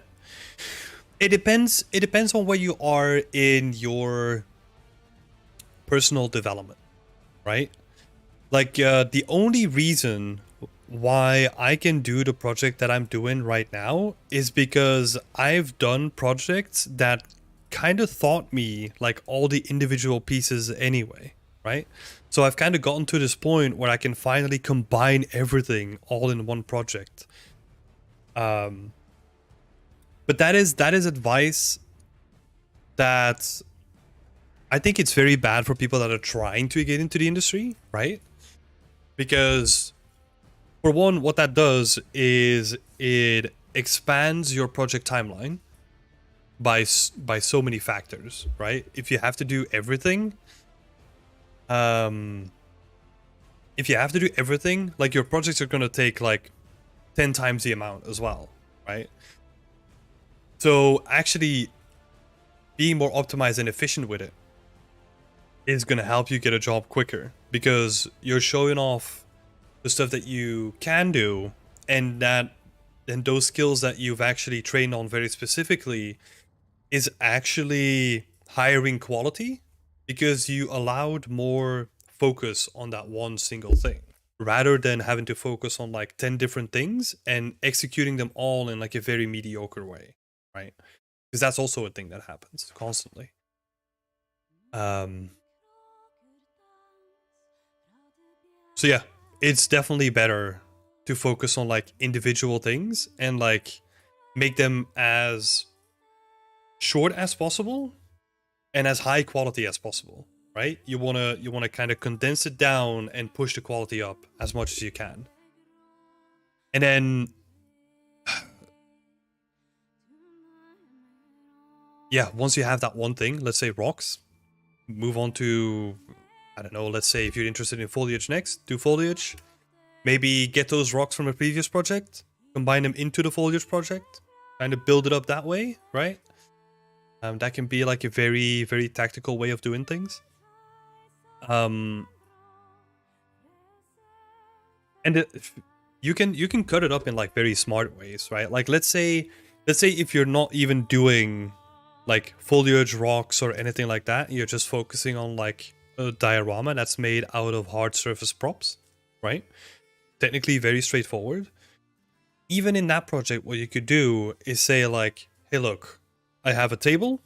Focus on the table first. Once the table is done, put it on your portfolio. Cool. So now that is saved on your portfolio, and it's kind of getting additional traction to your portfolio, right? And it's getting some views. And then what you'll do after is focus on the next prop, right? And then you can kind of build a diorama into like multiple pieces. And then maybe in the end, once the diorama comes together, like what you could do is maybe remove all the other posts, right? And just keep the diorama there, or whatever you want to do with that. It gives you like more flexibility.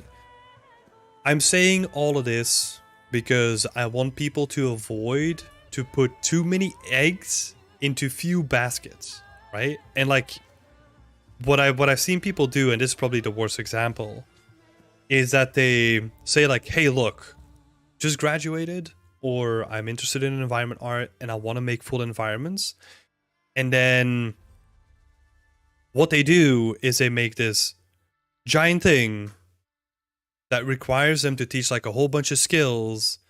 They get like 1 year into it, and then they get completely confused and burned out because there's still so much to do, right? And in the meantime, they don't have anything that they can really show off because nothing is at that quality that you can show it off on your portfolio piece, right? So you put all of those eggs in one basket and it failed, right? It might also work out, right? But then we're looking at percentage wise, like it's just too risky. Like it's better to do like smaller and more projects that allow people to see how you did stuff, right? How you're growing, how you're taking artistic decisions throughout multiple pieces on your portfolio rather than that one.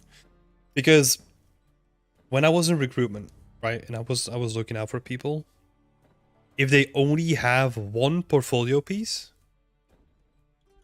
it would still bring up a lot of questions, because even though it was good, right? Let's say it's a killer piece, you would still have the question of like, cool, why only one? Right? And then you interview them more, obviously, and you try to get to the bottom of that question, but it kind of feels like, if it's a really killer piece, it kind of feels like they kind of hack their way through some parts, right? And it kind of starts to feel shady if they only have one. If there's two pieces and they're both kick-ass, like, no question, right? Due diligence, of course, but like, it's more reliable that way.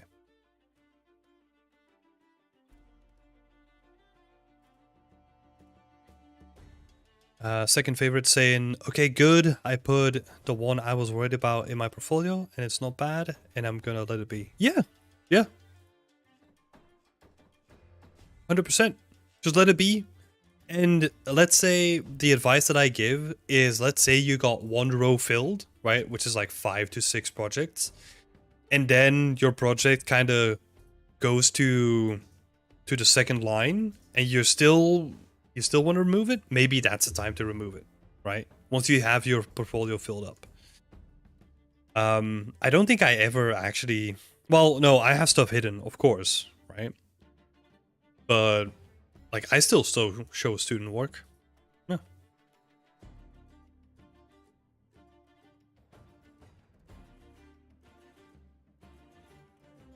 I can see what you mean, doing a few specific projects to learn every aspect that you're looking for, and then doing a bigger scene with all you learned, like you're doing with your medieval scene. Yeah, and again, I look through the spectrum of you getting into the games industry, right?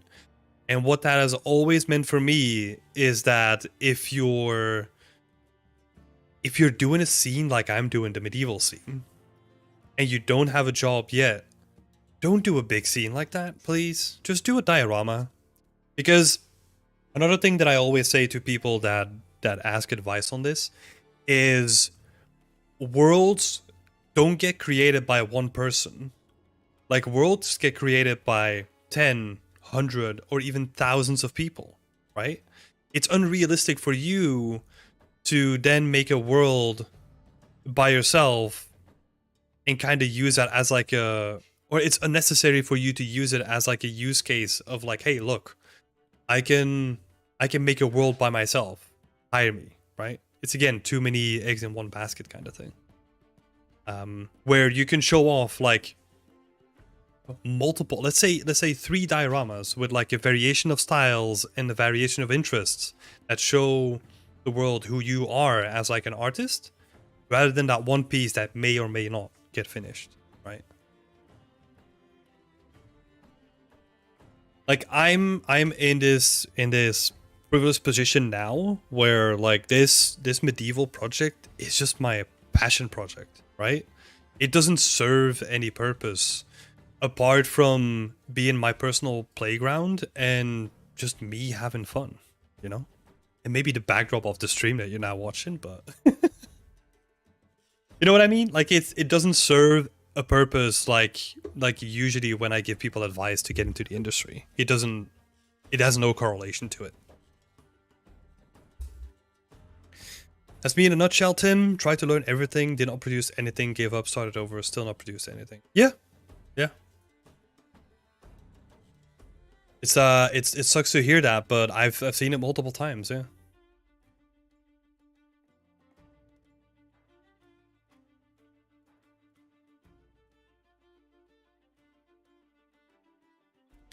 It's not an easy thing breaking into the industry, I can tell you that. Is that the same tree?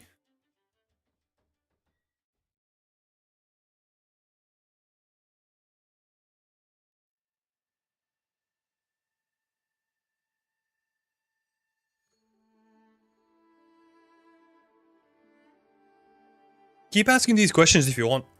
Like, if it helps you out in any way, I would love to discuss it. So feel free to ask any questions while we're streaming here. I love to interrupt and, like, explain what I think about the topic.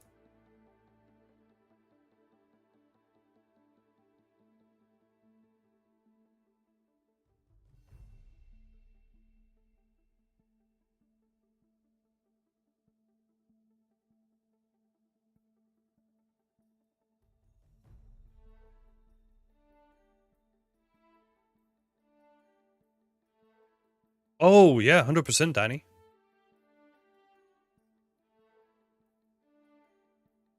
Or K Kuneho, right? If you pronounce it that way. Just so that people know that I'm not talking to a random stranger that's invisible to everyone. Yeah, 100%. Being active on social media and posting progress also helps. 100%. I mean, a large part of my early visibility when I was a student is because I was active on like the Unreal Engine forums. I was posting on Polycount. I was posting it on Facebook. I was posting it on Twitter. You know, like everywhere. You know, everywhere where I could get eyeballs on, like I would be there. And that also gave me some opportunities very early on where I got highlighted and featured by Unreal Engine all the way in the beginning, and it sent me like a GPU. You know, they sent me like a 1080 Ti, I think. Because I got picked that month for, what's it called again? Like, NVIDIA highlights or something like that. I can't remember. I still have the card here, though. Oh, it's so dusty, though. Oh, an NVIDIA Edge recipient for June. And that was June 2018 or something like that. I don't even remember. Yeah, that stuff can definitely make an impact. I think largely why I got the job at Ubisoft Berlin was because I was active on Twitter. And the producer of that studio was also active on Twitter. And that's where he reached out. Because he saw that I was looking for a job and he was like, hey, you want to come for an interview? Purely because of Twitter, you know? Pure coincidence there. 100%, yeah. 100%.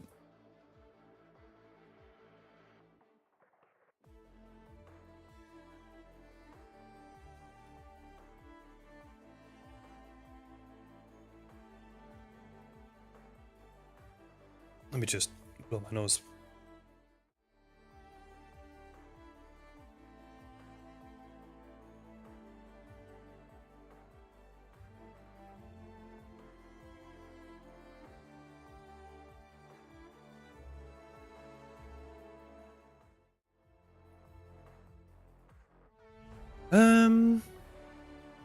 E. Arthur, you put yourself in trouble then. Actually doing an entire garden by myself for my final year project with rocks, foliage, architecture. I guess I didn't plan it the right way. That's no loss though. What you can do in that case is don't make it an entire garden, but make it a fountain that's in that garden, right? Or a bit of architecture. Like you can easily turn that into like a diorama in that case.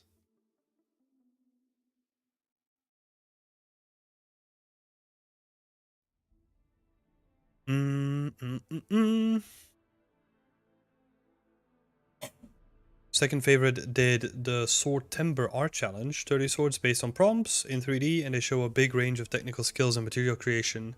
I have 5 things on my portfolio. Should I get rid of them? It depends on how good they are. I think if you know the answer, then you know what you must do. But what I would do actually, because you fell in love with them, right? And you want to keep them on portfolio, and there's nothing wrong with that, right? What I would do is separate them in like a category where you say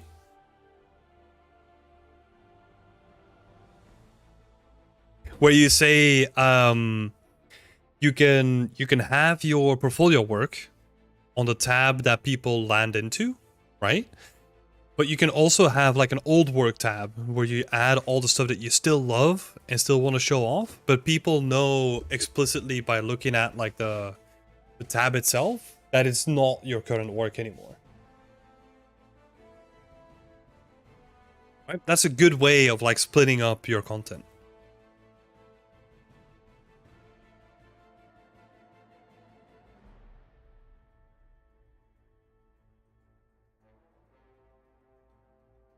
Let's see here. Branches.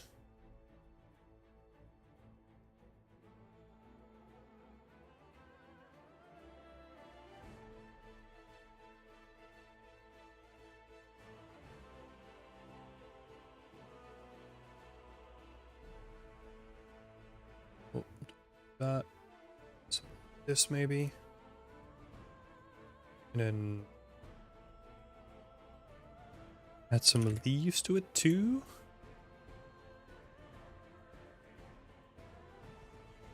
Yeah, there we go. Okay, we'll have to change up the density. Good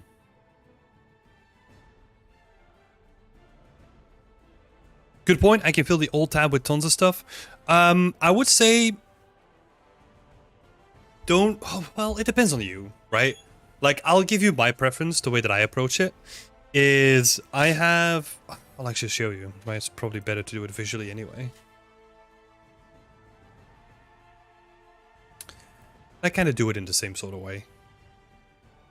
Where if you go to my portfolio, I have my professional work, right? Which is all my professional work, speaks for itself. Then I have my personal work. And if you actually go to my art station, you land on the personal work first before you see the professional work. Because that's what I'm proud of, right? That's what I want people to see first, because that's where I put like a lot of time and effort into.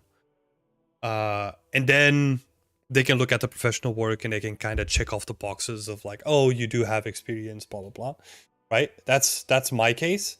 But even in that case, what I also do is the personal work is not everything that I have on here, right? If you go to my portfolio, we go to personal work. There's a couple of things that I haven't published on here, right? And even though these are like projects where I had like fun, I don't think they serve the purpose of showing off like the best or like the stuff that I'm proud of, because it is still meant to be a portfolio, right? So keep that in mind. That's at least my approach to it, right? Like if you don't want to do it that way, that's fine too.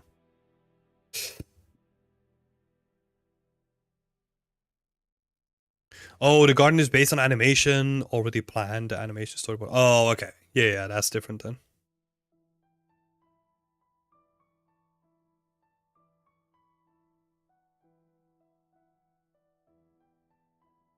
Elwin, I guess that's where I'm missing out. Being a shy person, I was always hesitant on asking people for feedback and showing my work, feeling I should try to get better before bothering them. Okay. Yeah, I can see that. You know, I've also never, I mean, I'm streaming, right? This is gonna sound so weird, but I've never been like an outspoken person myself. I've always been rather shy too. I've learned to be better over the years, right? But I always felt that posting on the internet was kind of like I could post it and like who cares, you know? Like people. Well, there's one thing that I will say.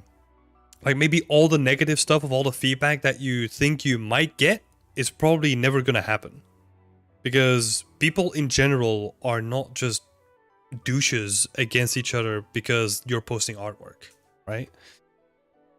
Maybe contrary to what you see in a lot of cases, but like when it comes to art, like people are generally like super supportive. So if that is holding you back, I wouldn't let that hold you back. Just in general, being shy, it's fine, right? Like, yeah, and I can see you struggling with that, and there's a bunch of people struggling with it. I'm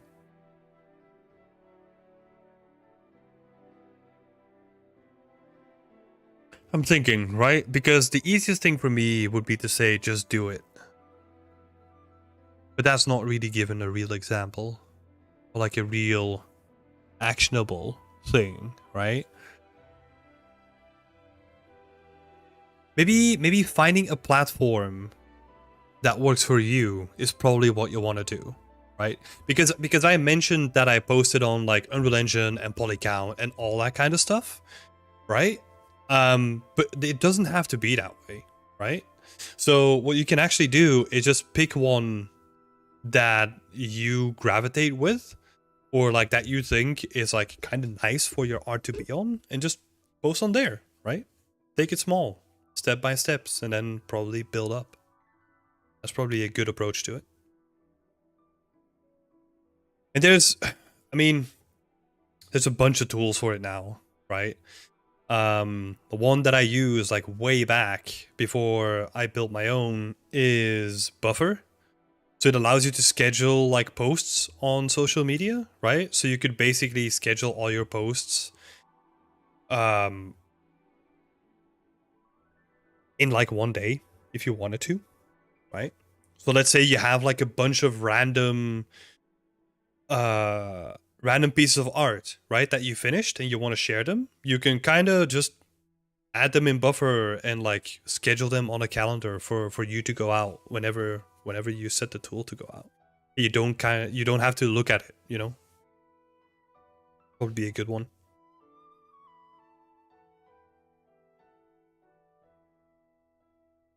Totally unrelated to the environment art that I want to do. Yeah, that's no matter, right? If you put it in like an old work category and it doesn't have anything related to do to environment art, that's fine too.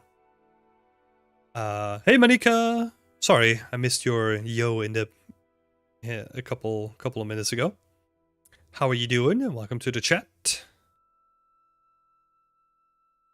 A lot of people will just say it's good when you know it isn't, and you want to know what is wrong, but no one's wants to say bad things. Yeah. I think if you want feedback, right?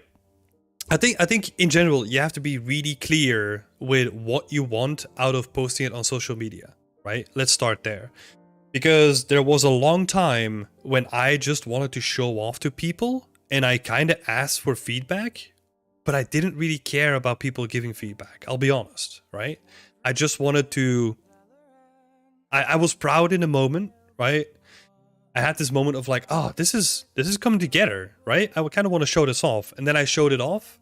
But then I also asked for feedback. I should have just said like, hey, look, I'm working on this, you know? Be clean. No need for comments and critiques or feedback or anything like that. I'm just showing this off. Not looking for anything, right? And then if you're actually looking for feedback, usually feedback, the scattershot approach where you post it on social media doesn't really work. I think what's the best way of getting feedback is if you join, like,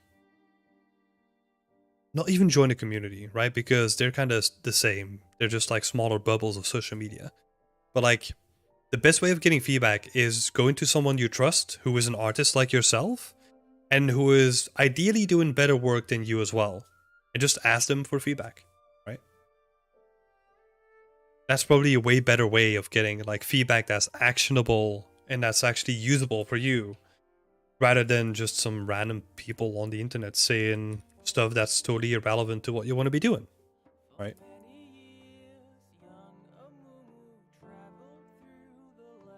Oh, Eldwin, it's not about being dumb.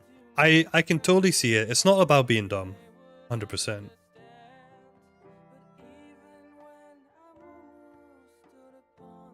Yeah, there's nothing dumb about that, honestly. It's... Don't even look at it through the perspective of you're reaching out to people. I think what you're basically doing is just putting your work out there, right? And people pass by. People look at it. Some people will stand and watch, you know? Like if you have to look at it in like a very traditional way, where the way that I look at like posting your art on social media is almost like you're putting it on like an easel in like the town square, right? People pass by, people look at it, but I don't think anyone's really gonna chat to you or anything like that, especially in the beginning. And it's very comforting in that way, you know? It's very comforting in the way that people genuinely don't care, but like in a good way, you know? Sounds kind of weird saying it out loud that I can be good, but that's generally how I feel, you know? Like if they like it, then they like it. And if they don't, like they generally move on. But I can get it. Don't feel bad about it either. Like if you don't feel comfortable with it, I'm not gonna say don't do it, because there is something to getting out of your comfort zone, right? Try it a couple of times. If it's still not for you, just don't do it. Just make cool stuff, put it on your portfolio, and that's it, you know? Like, don't engage. That's fair too. The thing is, like, everyone has their own way of thinking about this, right? I have a background in advertisement, right? So I've never done like a professional job in it. But I went to high school like trying to become like an advertiser, right? So I have this marketing kind of built into me, and I'm like, okay, this is just a tool, right? I can use it to potentially get a job, right? Like I got a job at Ubisoft Berlin, mostly through social media. So yeah, I don't know. That's the way that I look at it, right? Yeah, no worries. I hope this rant didn't make you like reconsider ever doing anything with social media.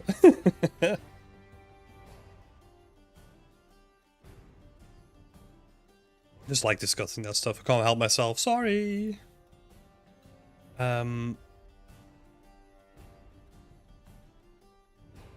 are we doing here? Leaves. Let's turn down the leaves a little bit.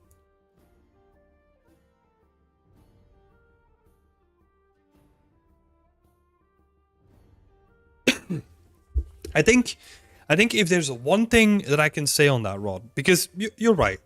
Like it's kind of hard to expose yourself Well, your work. Exposing yourself is doesn't sound good. But it is kind of hard.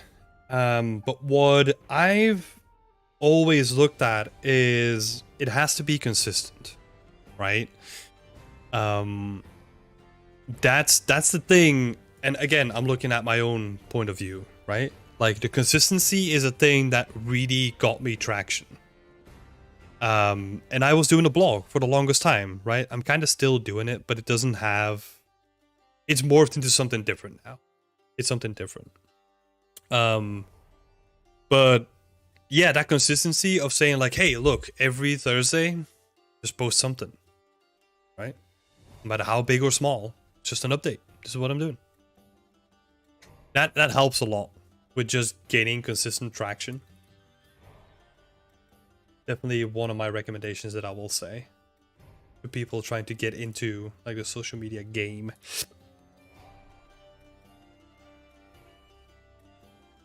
Something that really helped me.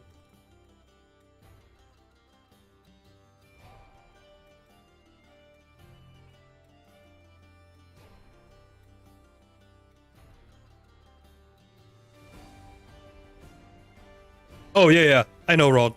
It was just my bad.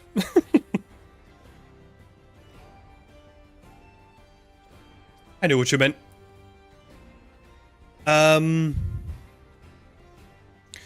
E. Arthur, I noticed that you posted a question. Sorry about that. For a first experience in the industry as a student, would you say it's better to do an internship or a mentorship? So this is interesting. Unless you are the same person that I talked to a little bit on Discord. Might be. But an internship and a mentorship, they're not the same thing. So an internship is basically what a studio does when they are looking to onboard someone to the team and that's linked with a university, right? So usually an internship... Oh, it was you on Discord. Yeah. So there's a difference between the two, right? So an internship is usually something that's get done by the university in collaboration with a studio, right? And it has to be part of your curriculum in most cases. Where a mentorship is something completely different, where you're not really making a professional product or you're not helping to work on a game.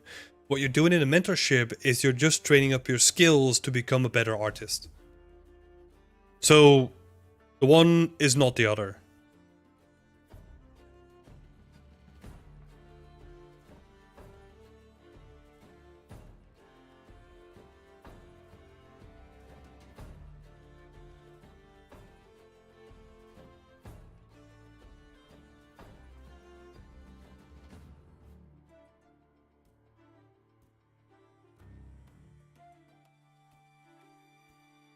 Let's apply all.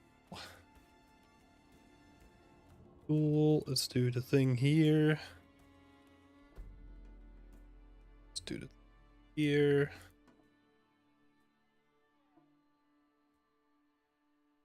And then let's change the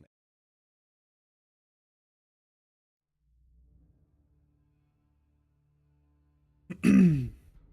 So mentorships are not really adequate during school. No, they are totally what usually people use mentorships for is to skip school entirely.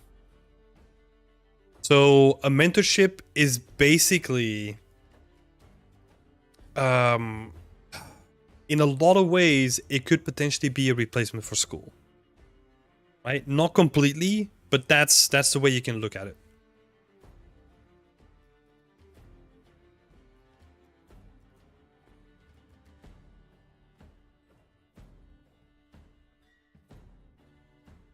Export. Let's get this tree in. It's like number 2. Oh, got to check it actually. What does it look like? Do we have any nasty inks?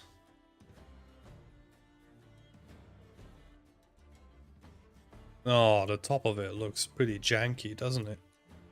Okay. We are gonna solve that. No more jank.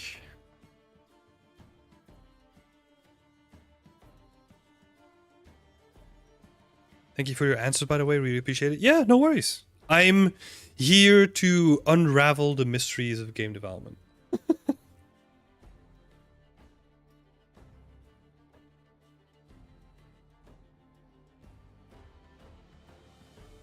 Okay. Yeah, that's better. Okay. Now we're getting some coverage on the top as well. Do the same thing with this one. We actually need to. Not janky, but let's do it anyway.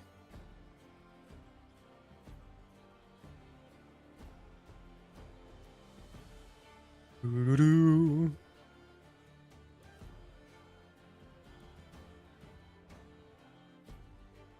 I know I should fight back and expose myself out there. Guess I should join the Discord community ASAP to get some feedback if that's okay. Yeah, no worries. Oh, sorry for distracting you. Sorry, I was reading that and then also replying mid-sentence while I was replying to something else. Sorry for distracting you while working on the scene, by the way. Oh, no, don't worry about it. Like, I'll pick when I'll get distracted. You don't worry about that. Guess I should join the Discord community ASAP to get some feedback, if that's okay. Yeah, 100%. 100%. Since I'm starting to feel like self-trust is what I'm lacking the most. Look, I'm gonna be honest, like a lot of people have that though. And I think it's intertwined with the artistic journey. Because what we do is the artistic journey is something so personal, right? So by the time that we kind of get comfortable with the technical aspects of it, we can finally start expressing what we feel internally as artists. But that also means is that if we do that, then we're putting ourselves out there, right? Because that's what we did. Like we made something very personal that's intertwined with all our passion, and now we're putting that out there on blast. So of course it's going to feel weird the first couple of times, for sure. And it's the way that you get rid of it is by doing it, and by doing it often, right? Like the way that I look at it now, even though I worked on this for like a couple of years at this point, right? Like on and off, it's still going to remain the same. Like once it's done, it's done. Fire and forget, and I'll just move on to the next thing. You know? Like and that's purely because I've done it a couple of times. And I've kind of gone through like all the crazy stuff of like refreshing ArtStation pages and to see the amount of likes that come in, right? But those don't matter. Like they have no relevancy. Like the only thing that they might help is get more people to seeing it. But again, like it's not a thing that you can trust, right? Like the thing that is actually gonna bring consistent people back is if you invite people into your journey and tell them like, hey, look, I'm not good at this point, but I'm gonna be very transparent with the journey, and I'm gonna show you like all the stuff that I'm gonna encounter, and I'm gonna help you get better in your journey and all that stuff as well, right? I think once you start doing that, and it doesn't have to be like a stream like I'm doing now, it can be like a weekly blog post like I was doing for the longest time, right? I think that's where people get like a genuine interest, because first of all, they can get something out of it, right? They can grow themselves by following you and your growth. And also people love a story, you know? People love to see all the struggles and like all the shenanigans that go on. And then the final end result, right? It's like a thorough level up once you like finish something.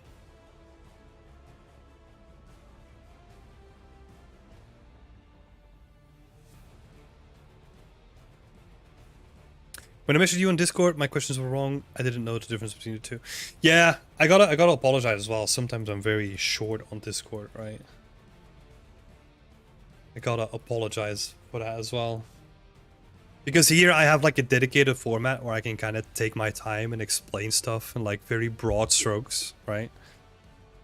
But I gotta be honest, I sometimes hate typing. Like, oh my god, this would be so much easier when I was doing it on stream.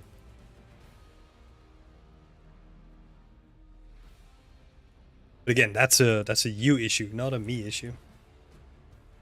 It's the way around. That's a me issue, not a you issue. Oh my god.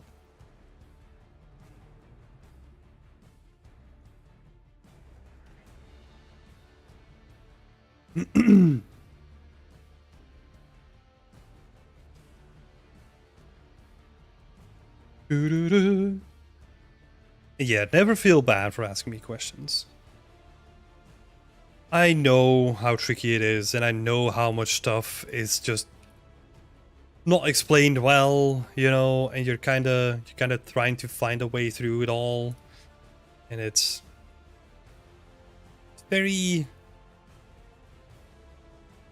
it's a very elaborate path, you know.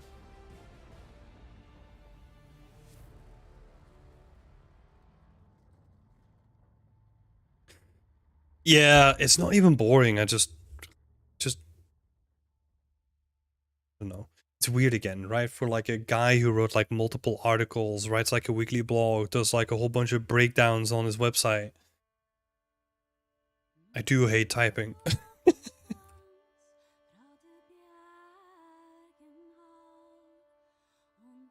So weird when I say stuff like that, you know?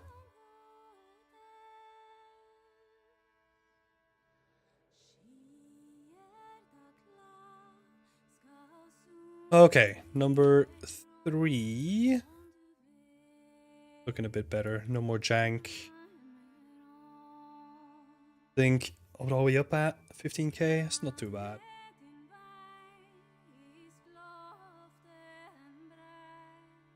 Dunk, dunk.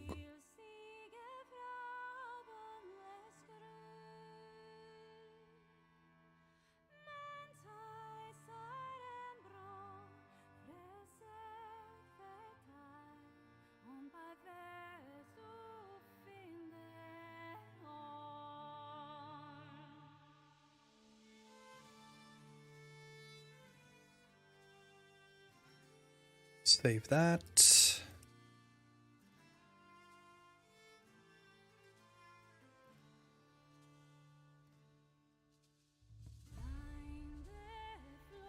Couple of those weird looking branches.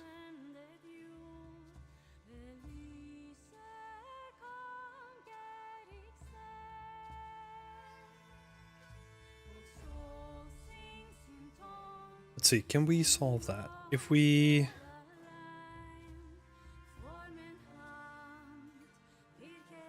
Yeah, I guess I could set the end scale to something lower and do this instead. Yeah, it's a lot of back and forth, you know? But it needs to look good.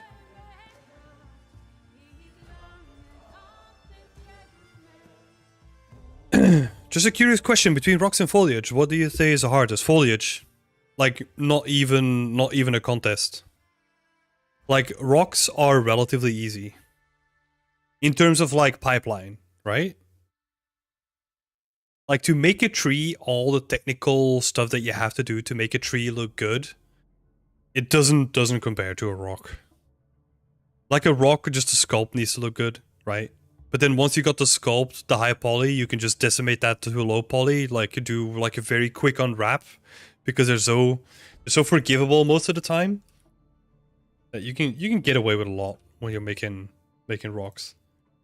You can't do that with foliage. Like, foliage is very tricky and very specific in the way that you need to approach it.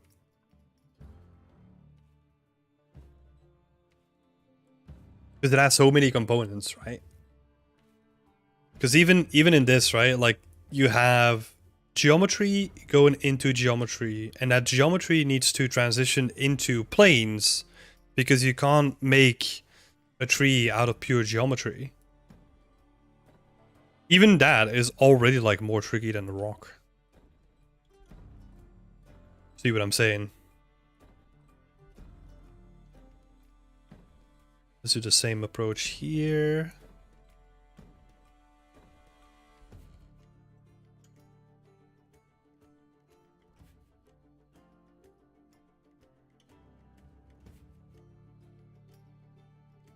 jump. Danny, get out of here. Oh my god.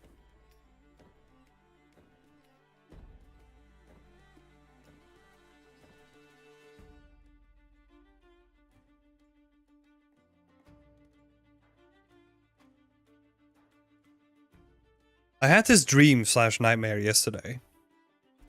Or I don't know, maybe it wasn't even a dream. Maybe I was just like daydreaming, you know? And I had this imagination that people were calling me like the 3D dad, and that was my worst nightmare because I absolutely hate like dad jokes. And I was just like, oh my god, can you imagine if people start calling me that? Like it would be like the most disingenuous like name ever. Because oh my god, like I can't deal with dad jokes. Like I just can't.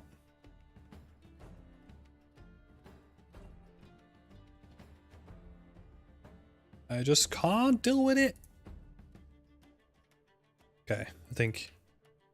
Again, I said this like a couple times before already, but I think we're good now.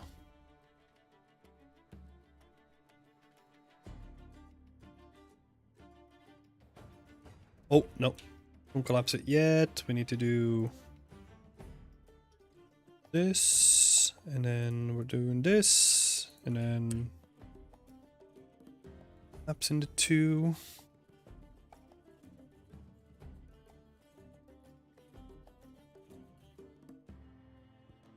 Oh, wait.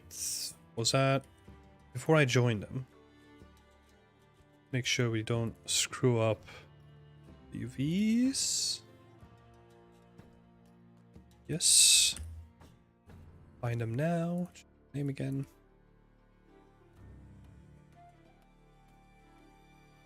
Yes.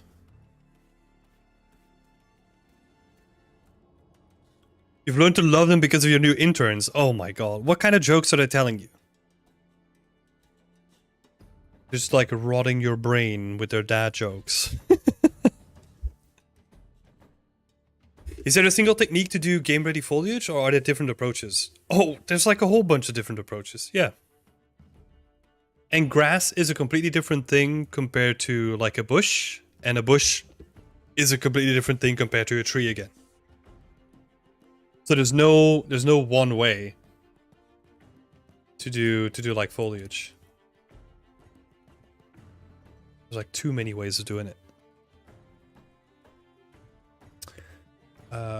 Yep.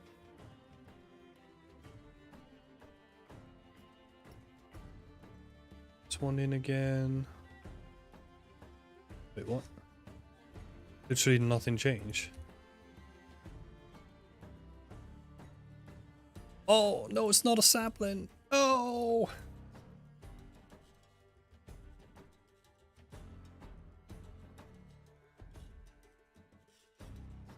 Dang it. Okay. Where's my saplings?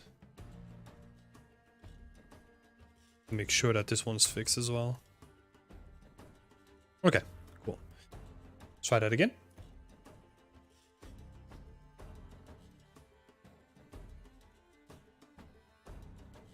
Can't even recall any. That's good.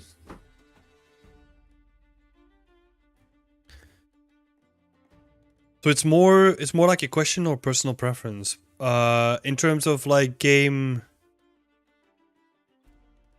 ready foliage. Well, the general workflow is speed tree, right? Speed tree for most of it. But I mean,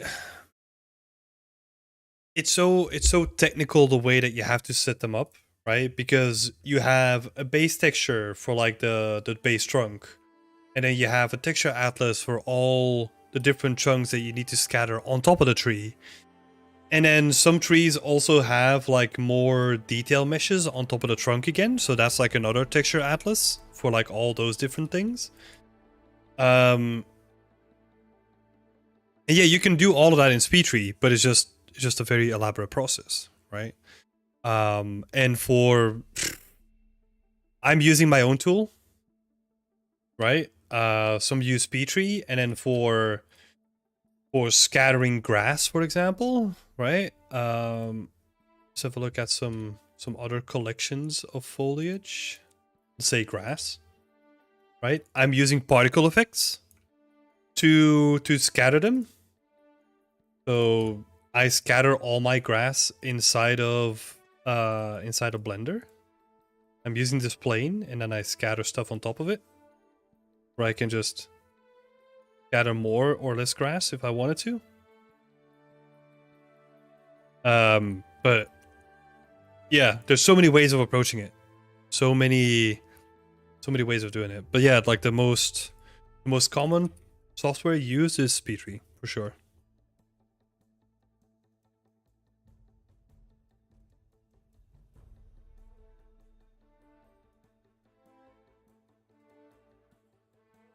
For sure.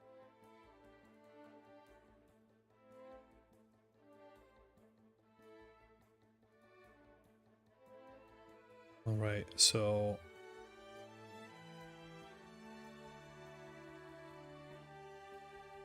one of our new ones. Nice.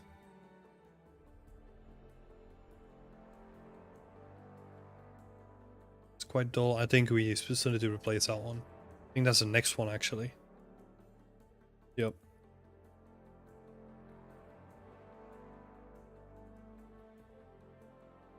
One is quite cool too.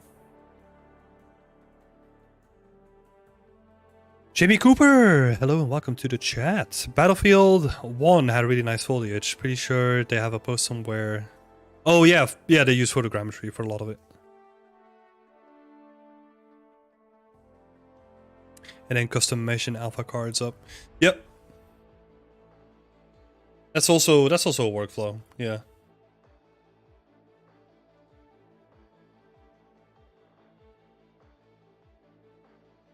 Do you have a specific game in mind that has really beautiful foliage? A lot of games are really beautiful foliage. They just have different ways and focal points what they want to focus towards, right? I'll give you an example.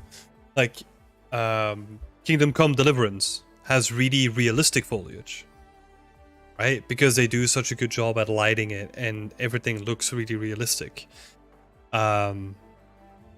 Assassin's Creed Valhalla has really beautiful foliage because it's well art directed and it's very beautifully executed, right? But it's a different thing. It's not as realistic. If you look at foliage, like there's a bunch of beautiful games that do it. Assassin's Creed Valhalla is a good example of that. Let's see. I mean, yeah, for that reason, Jamie Cooper's right. Like any DICE game generally has like very, very good looking foliage. Yeah, I'm taking a lot of my inspiration from Kingdom Come when it comes to the foliage that I'm building.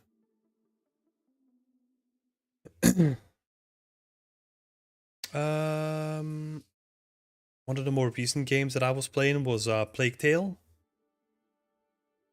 Had some interesting foliage. Haven't gotten too far though. The Witcher's foliage is also pretty nice. Yeah. This is some of like the Kingdom Come scenery, right? Even though it's an outdated scene, like it still looks very good.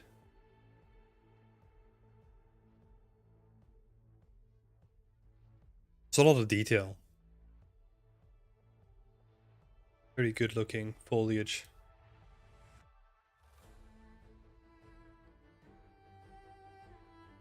Yeah, I was gonna bring that up as well. Ghost of Tsushima foliage is good. But it serves a different purpose, right? It's very art directed. Like it's meant to be in support of the game. It's not meant to look good on its own, if that makes sense. I'm sure it does, right? But like that's the whole thing about Ghost of Tsushima. I think it's a masterclass in art direction. Or like at least a good example of a game that does art direction really well and where it uses every element available to tie it in with each other. Did they use Pivot Painter for Tsushima? Not sure. Not sure.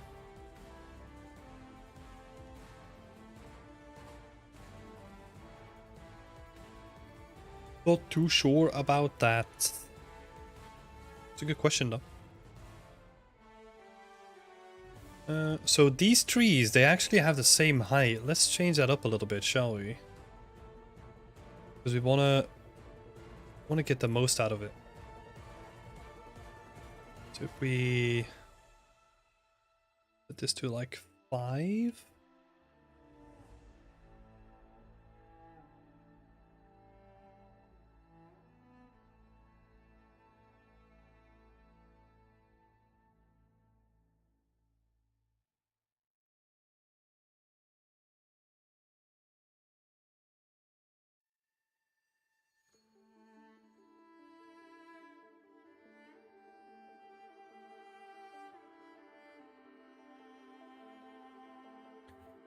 Benches.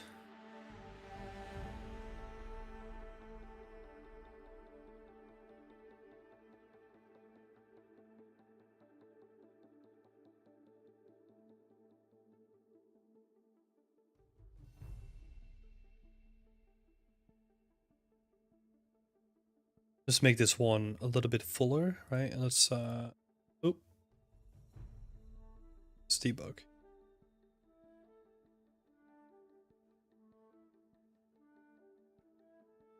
Something like this. And let's add more branches.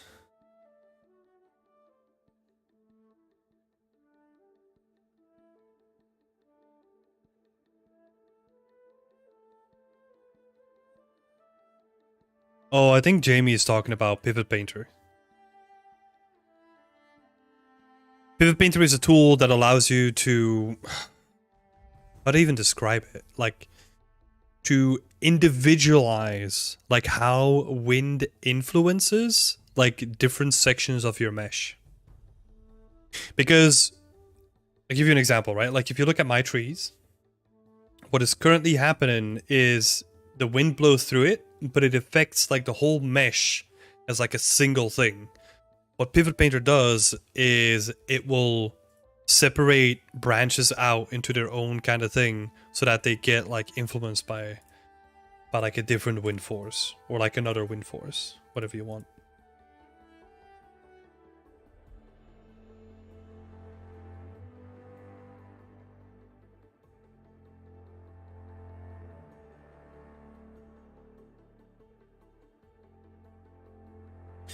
Never actually used it.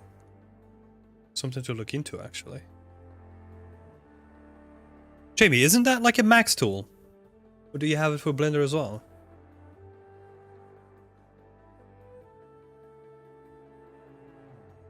No, it's also like a pretty advanced thing.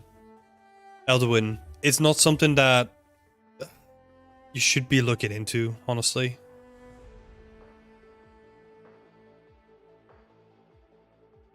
Yeah.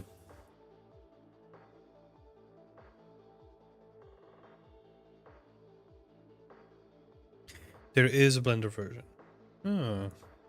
Something to investigate.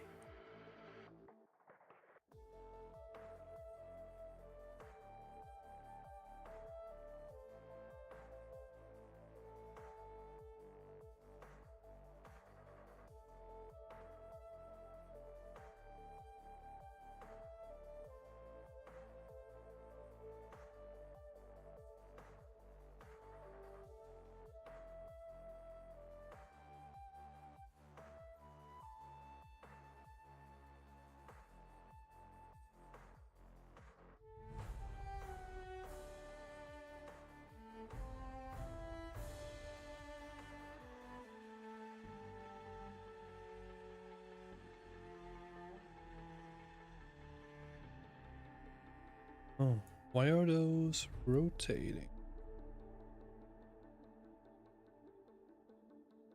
Wrong one.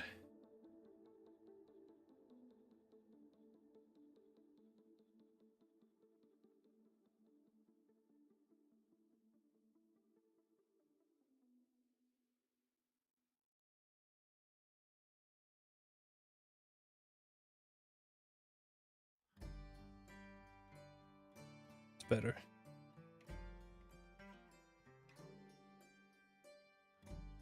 A little bit can be nice.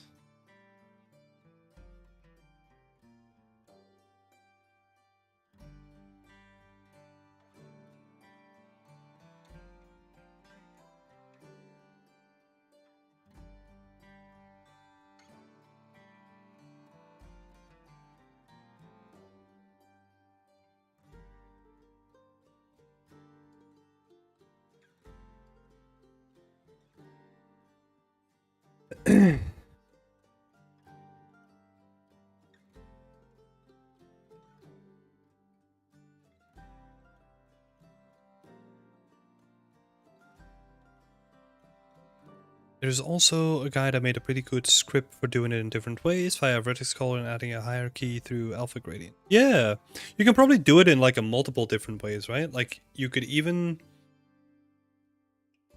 Yeah, you could do it in so many ways. That's cool. Yeah, I'd be curious to check that out, Jamie. Thank you so much. I was actually curious. Alduin is asking, I went through the Decagon Environment Art course on Artisan Loading recently, and I saw them utilizing nanite quite a lot. Do you see it being used in AAA games soon? Well, yeah. Short answer, yes, because what is it? Like 50% of like the mainstream lineup of AAA games is being developed in Unreal Engine. So yeah, there's gonna be there's definitely gonna be games that are gonna be using nanite. It works very well together with Lumen, and it's almost a must if you want to create like very highly detailed games. Do I? Yeah, because that's the second part, right? Like, so you were wondering whether I should opt for highly detailed decimated ZBrush sculpts as my low poly meshes, or go for more optimized traditional low poly meshes. So second part, optimized traditional low poly meshes. The reason being is because you can't guarantee that you'll be using nanite, and the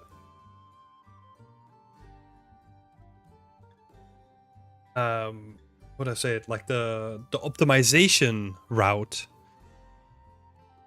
is always going to be valid, whereas nanite is going to be a layer on top of that, right? Like if you can do the optimized version, like you can do a nanite version, like it's not that difficult. Whereas if you can do a nanite version but you can't do the optimized version, like if a company is looking for you to work on like a non-nanite game, that might mean that you won't make the cut for a job. Right? So I would, for now, still work with the traditional way. Let's say all game engines and all game developers start using nanite only. Yeah, we're talking about something different, but that's no longer happening. There's also still like very large concerns of nanite and lumen working in tandem, and they're kind of made to be used in tandem anyway, but letting them work in tandem while also having a decent frame rate. So there's still like a lot of concerns when it comes to like making AAA open world games inside of Unreal Engine, even though the tool set is becoming more relevant now. So yeah, just work towards what's already been working, because making a nanite mesh is pretty simple.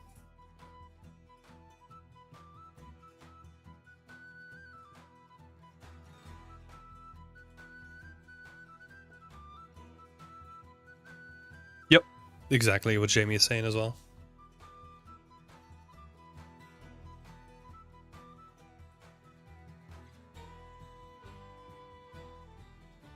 We're not there yet. Like, usually this stuff takes a couple of years, right? So whenever you see something like, oh, this is the next big breakthrough, like this is gonna be the thing, like it always at least takes a couple of years for it to be first finalized, and then potentially also to be adopted by other games companies too.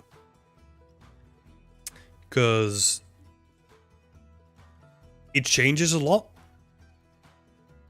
but it doesn't change as often as you might think it to be.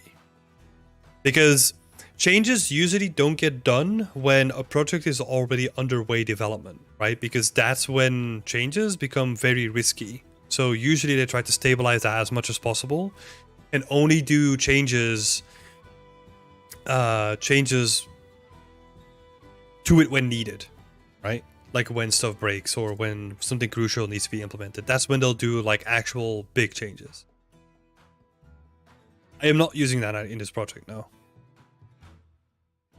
The Arthur, do you think that coding will become a must skill for environment artists and studios? Nope. Simple answer. That's why we have programmers.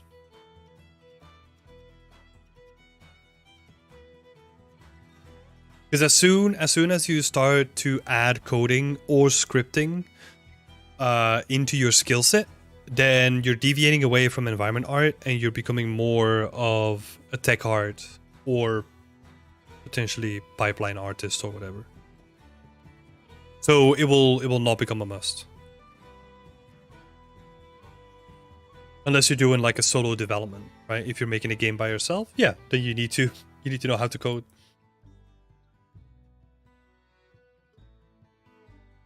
But otherwise, nope.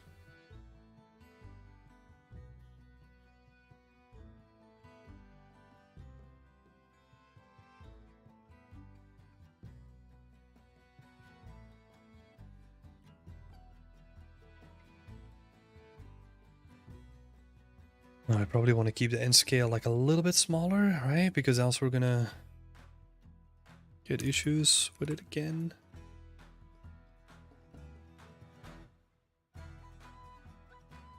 Have a look. How does this look?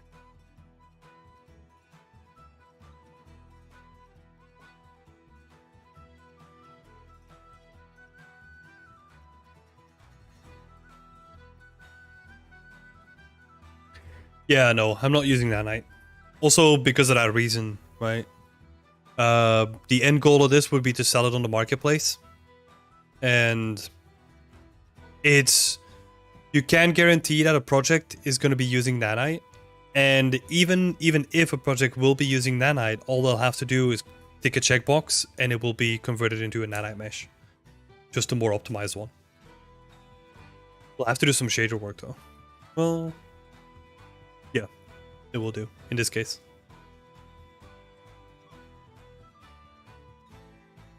Yeah, there's a lot of questions still being asked with nanite, like how to blend materials is a big one that I saw pop up on Twitter. How to texture, right? That's also like a big question. You can texture stuff, but it's not the way that it's normally done.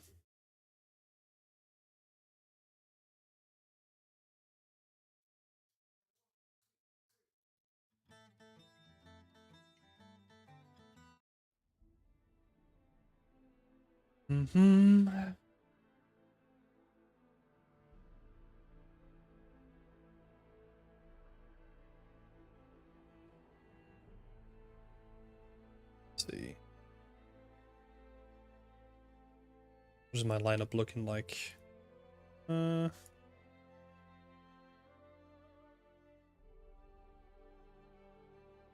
Actually, I might make this one like even shorter. 4 meters, and then make this one 5.5 again. So that we get some variation in there. Could be cool. I'm probably gonna make this one a bit more sparse.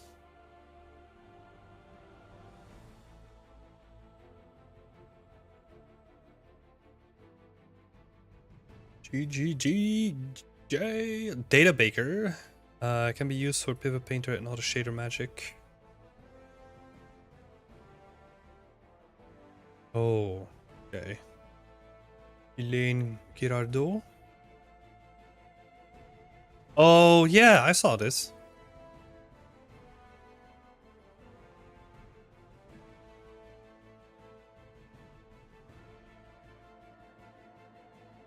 Cool. Yeah, I still need to check that out.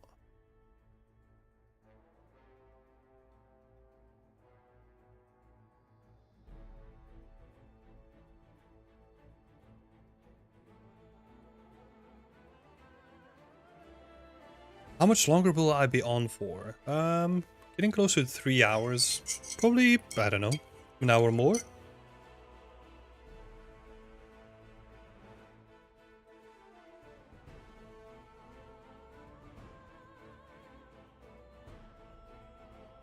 An hour more, something like that.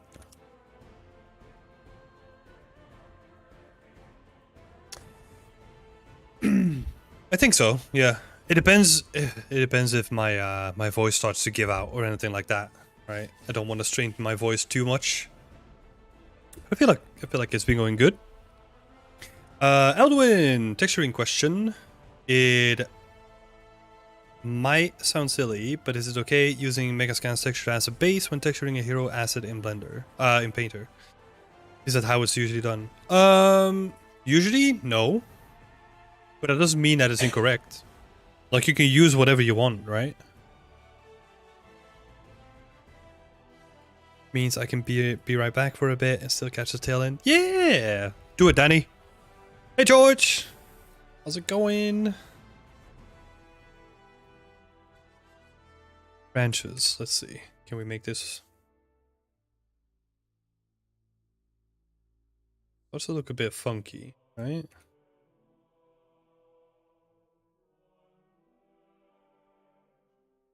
I think at that point we need to increase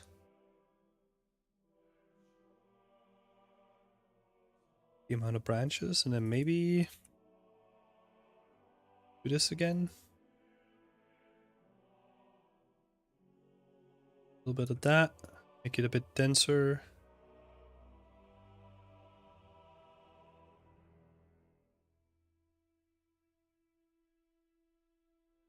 It's a dense boy though. Like, what are we talking about? 21k tries? It's dense. Okay, let's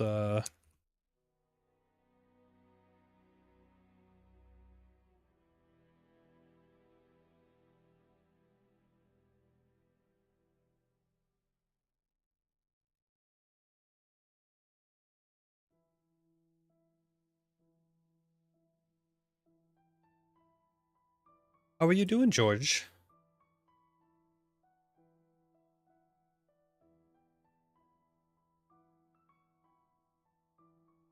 Marika, you mentioned that you made a patch of grass that you import later. I thought that you only had a few instances of grass that you scattered with in the engine.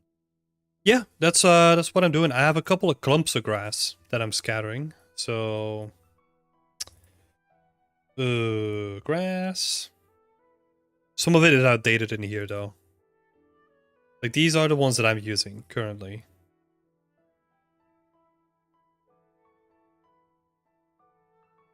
They're like just patches of grass that get scattered. And that just leads to something looking like this. I need to optimize it because, as you can see, some of the stuff is just way too small. There's no reason for me to have something this small when I also have this stuff, right? But that's how I do. That's how I do my grass.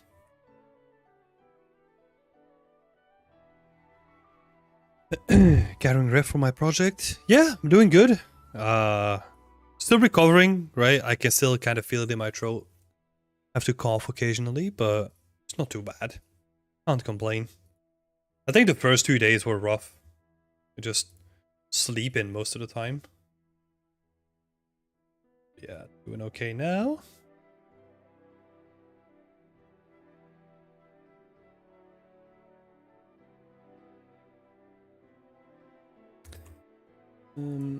See if we can get droop a little bit. Yeah, I like that. Maybe let's make this one a little bit chunkier as well.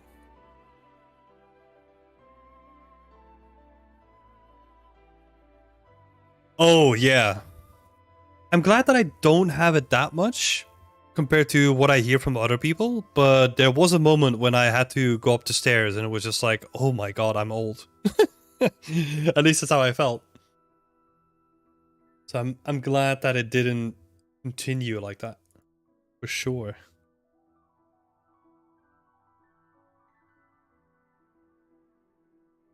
Oh, fuck. Forgot the 0. Damn it.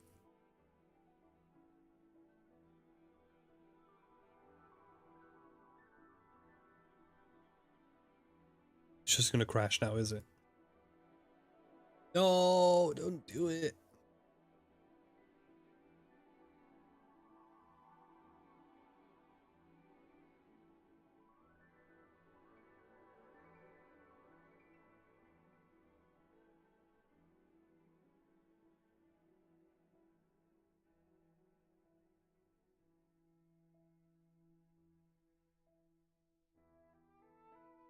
Oh, no. It's trying to generate like 1,000,000 branches, I think. Ugh. Wait, so where are we at currently? 1, 2, 3. Number 4 is the current one that we're working at. I need to do 3 more.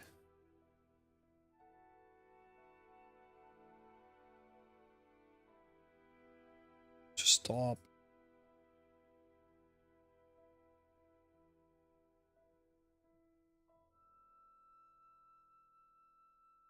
Oh well.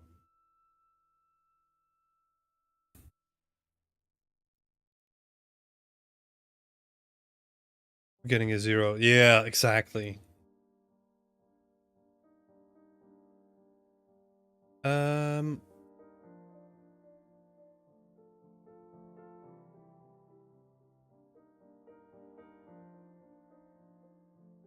Some of these previous trees, they were like super dense. I'm glad we're kind of clearing them up a little bit.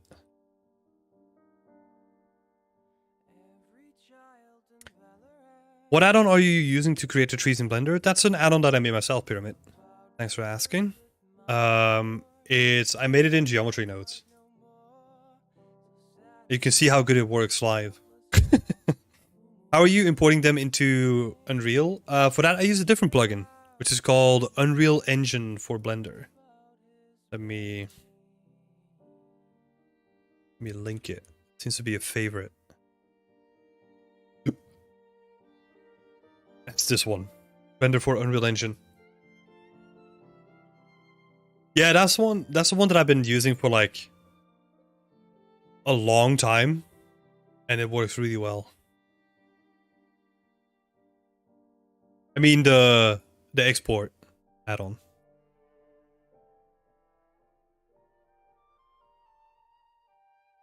Oh, Alduin, this is League of Legends music. And their theme is on point. Hell yeah, thanks. The colors from Beyond Extent, you know. Everything needs to be on point with the branding. Oh, there we go. Yes, it worked. Okay, quickly. Just get rid of it again. There we go.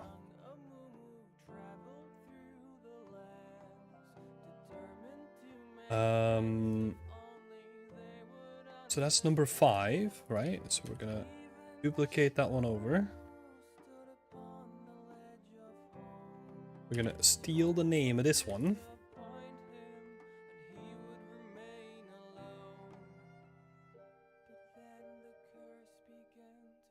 And no! What the fuck? Not duplicate. Oh, that didn't take that long. Okay. Apply this. Oh, I should have just removed the second one. What am I doing? I'm making all the bad moves here. Okay, we're good. We're good. Not as bad as I thought it would be. I thought it would be spawning trees upon trees. And yeah, we would have not recovered from that one. I can guarantee that. So yeah, now we just set it to export recursive. And it's in. Let's have a look. Which tree was that? Tree number 5, right?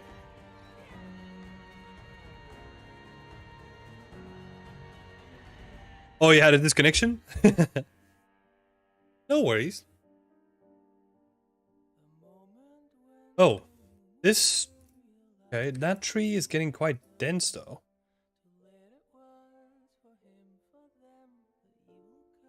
No, we need to... Yeah, we definitely need to solve that then. Okay. That's not good. Don't want the tree to be that dense.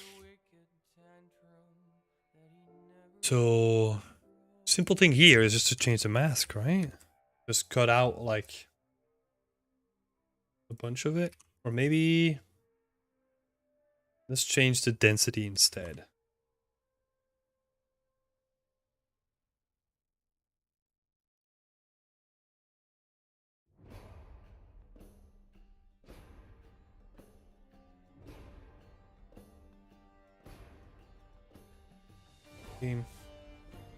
Change it up a little bit. Was nice. Okay. Change of plans. Another tree.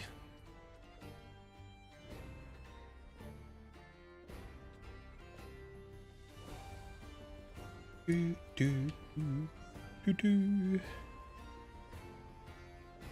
Apply. UV map. Cool. Well, let's... I think this is gonna look better.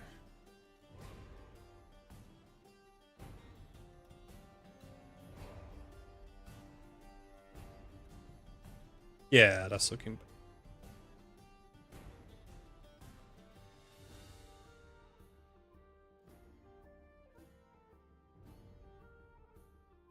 Yep. That. Wait. Let's do a jankiness check. Having any jankiness that we can see?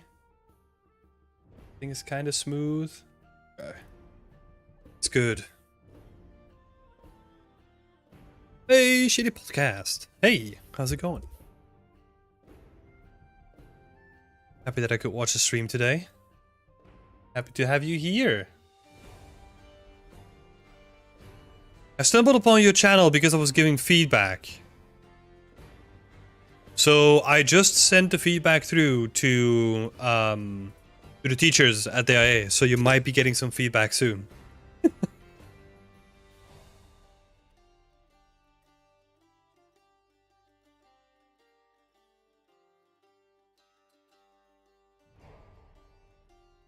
If I'm not mistaken, yeah.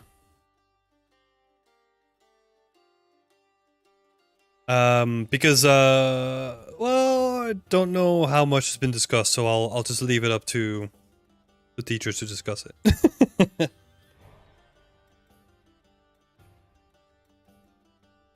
I'm sure you'll hear about it soon. But I literally just sent like the video and like the email today. I hope I'm talking about the right person. But I think I was looking through the posts or like through the videos, and like one of the videos went to like a YouTube channel called Shitty Podcast, right? So I was like, oh, I've seen this guy.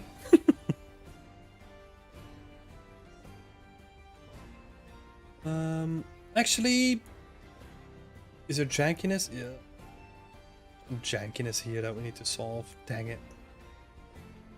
Actually, I'm gonna be lazy. Be very lazy. Is that the only jankiness that we need to solve? Because if that's it, then I'm gonna keep it like that.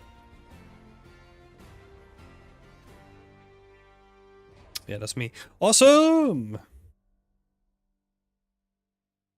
Pyramid Scheme! I need to get a new SSD before I start messing on UE5. The 5 GB of space I have left ain't gonna get it done. Oh, hell no. No. And a random tech tip, don't fill up your SSDs. Because they get quite unstable, like, if you fill up the last 10% of them. So, random tech tip here.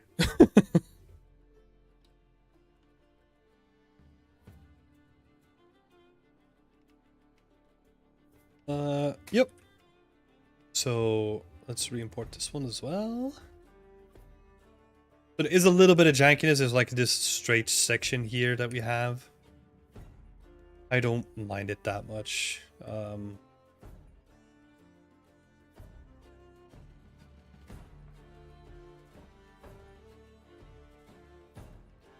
Let's see. So all the trees, or like all the medium trees, should be replaced now.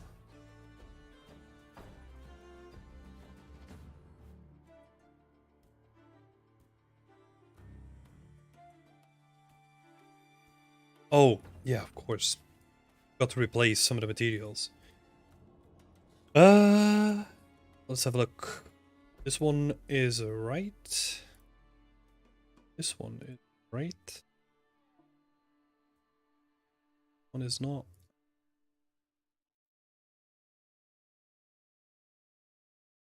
This one is not yet. This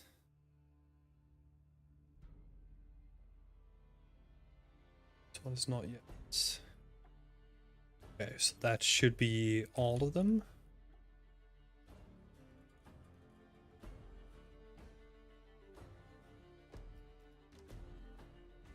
You're gonna go, Arthur? Thank you so much for all the questions. And yeah, happy to help with all the answers too. See you soon.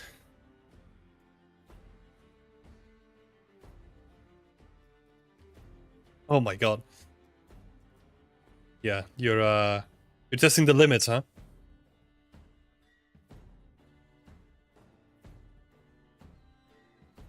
Honestly, quite happy with the progress that we've made today. I wanted to reduce the jank on those trees for a long time. I think the only thing that's left to do now is just the really big trees, right? Let's see how far we get. Shall we? See how far we get.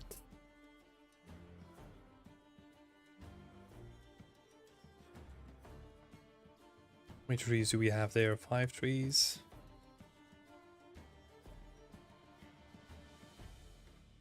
An offset.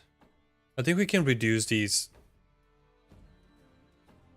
Yeah, we can definitely reduce some of these as well. I think the only annoying thing here is with the changes that I did to the tool that I made. I've also kind of lost the shape of these, right? So I'll kind of have to redo them again from scratch, I think. Is that right?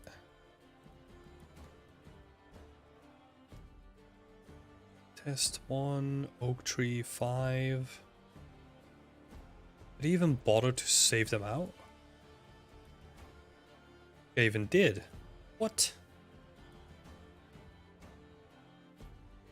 Hold up. Let's make sure that I didn't like sneak them into like a hidden collection somewhere.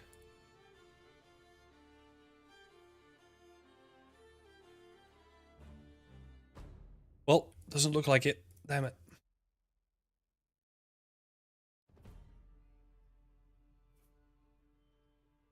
It's a pain.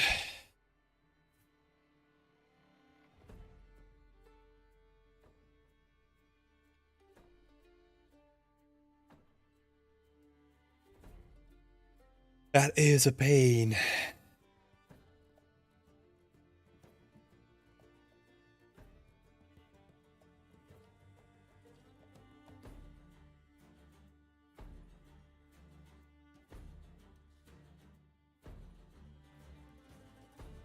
That's just a random tree.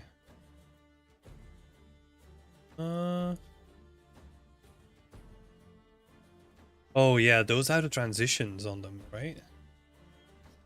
Okay. Yeah, where it goes from like barren branches to like full ones. It's quite cool. Okay. Let's see what we can do.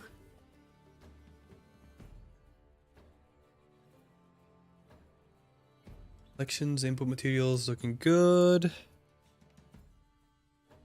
What, this tree is meant to be that tree, I think. So...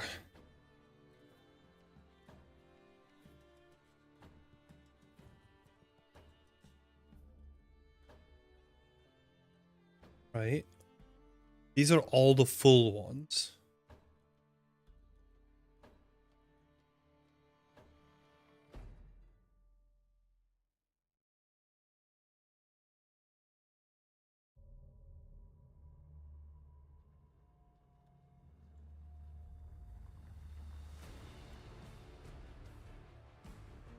Kind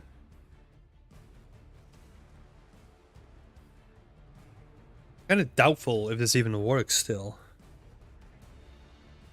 Because we've got barren branches in here. Correct.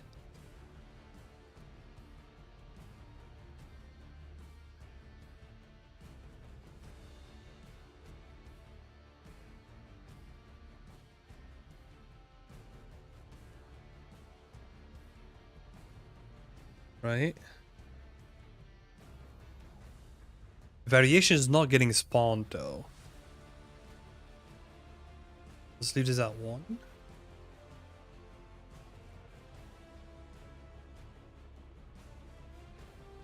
That doesn't seem to be doing anything either.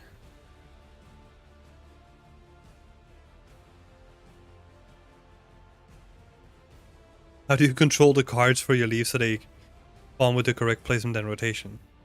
Lots of geometry nodes. That's unfortunately like too much to go into. I mean, I can show you setup if you want. Like really quickly. But this is like the entire base setup, and then every node, like every gray node has like a separate setup inside of it. Yeah, it's just a lot of geometry nodes. That's what it is.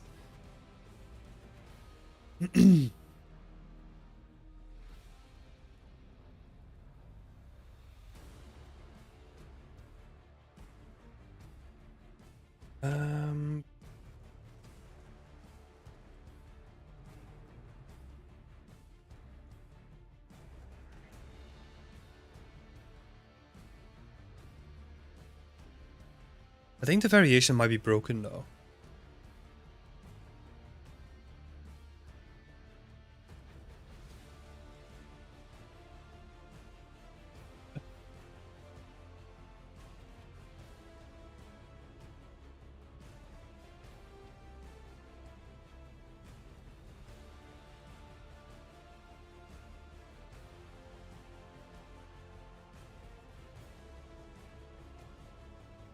Let's do like a quick test here.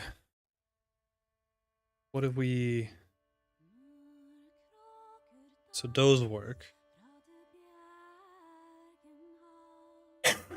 Those are like the barren branches that don't have any leaves.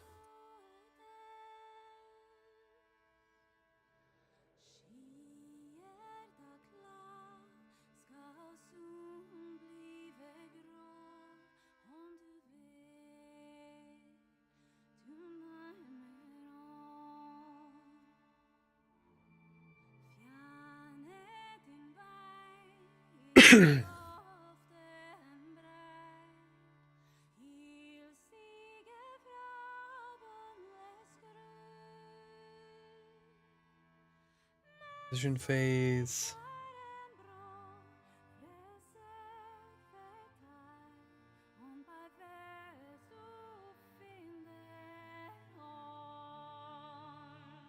Oh, okay. It's this thing again. Okay, cool. Way easier. I just forgot to link up one of the nodes again. The node that we kind of talked about before, and hopefully...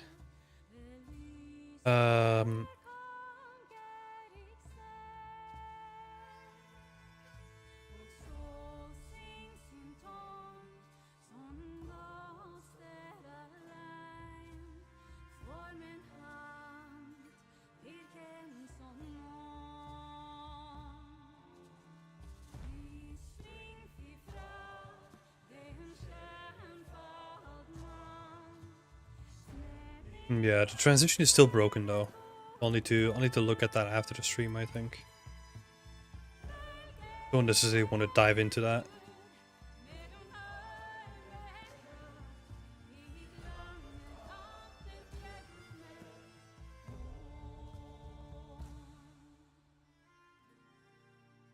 Yeah, this doesn't do anything. Do anything. That's linked here.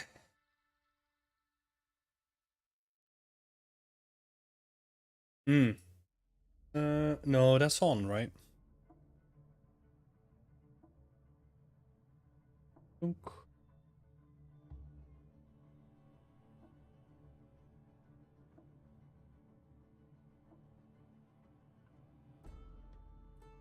Add leaf variation is on.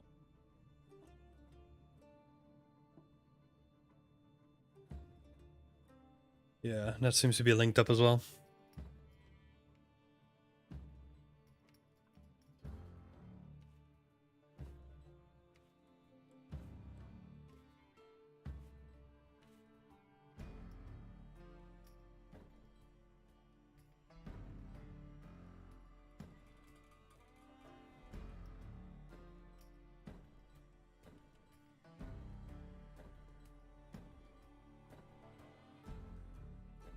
I have a lot of questions because you saw my scene, but I will just wait. Yeah, I think the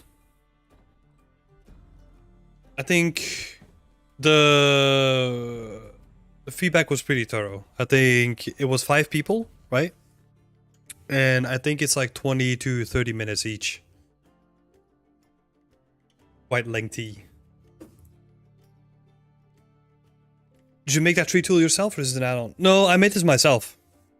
That's why I'm currently trying to figure out what's broken with it, because it's something to do with, like, I use this little section to control where I spawn, like, well, basically which leaf to spawn. But it's not working. But I'm gonna look into that, like, after the stream. I honestly can't be bothered with that right now. And I think, honestly, we've made a good amount of progress, you know? Like, we've done these small ones. They're looking pretty nice. We've done the medium ones. We just need to fix the big ones, and then we're good to go. But actually... Okay, I'm gonna dive into the smaller ones again, because maybe we can figure out the vertex paint and what I need to do with that.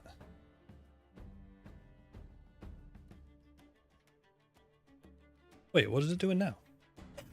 Where's that coming from?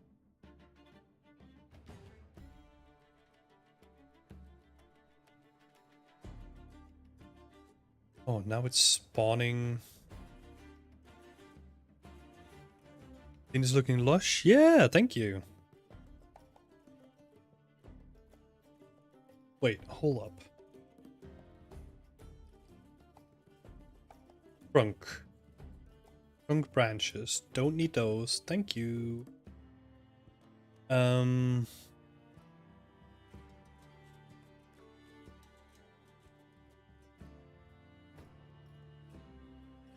Leaf variation. So the leaves that should be spawned on...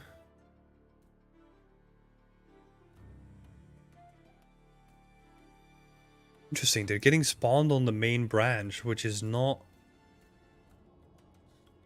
Okay, so that hints... Is that right? Am I... Yeah, oh, okay. So one of the layers of leaves is spawned on the wrong spline. That's what's happening. I'll need to have a look at that then. Anyway, that's not what we're here. So let's see if we can figure out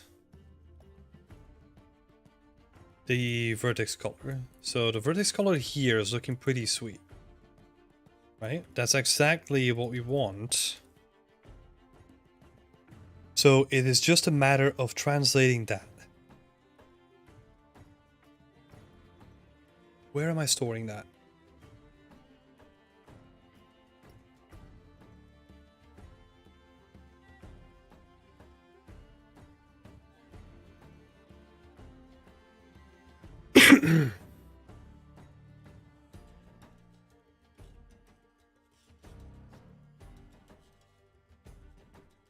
I need to think, because last time I did it,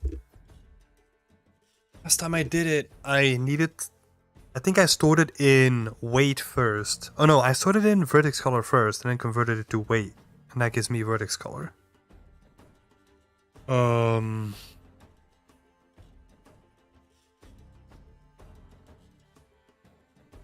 Nothing in vertex paint. Nothing in weight paint.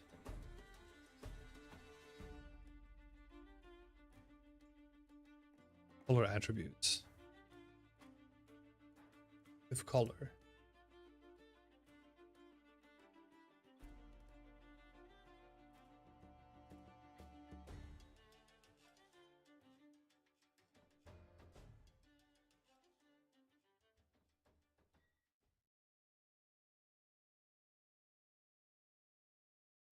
Wait, why can't I?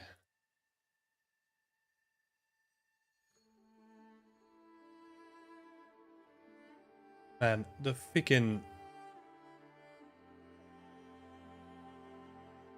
vertex paint stuff still breaks my brain though. Not gonna lie. I can deal with weight painting. That's what I can deal with, right? Because the quickest thing that I could do is I can do weight paint.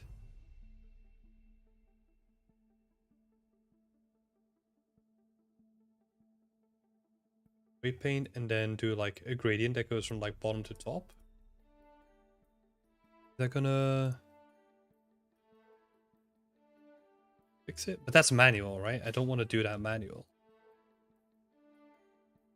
This one. Let's focus on that one specifically. That the one, number 5.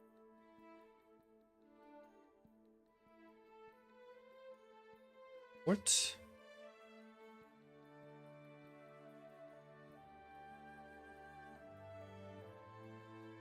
Okay, so this is not doing it either. Did I just... Was it doing it before?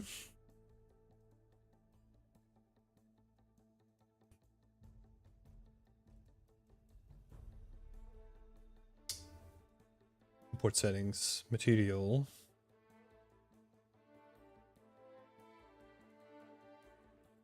Vertical replace. Replace means import static mesh using the vertex colors from the FBX file. Okay, so that's right. So that means it's not doing it. So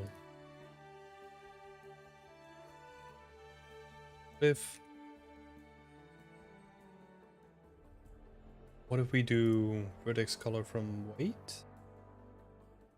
Doesn't change anything.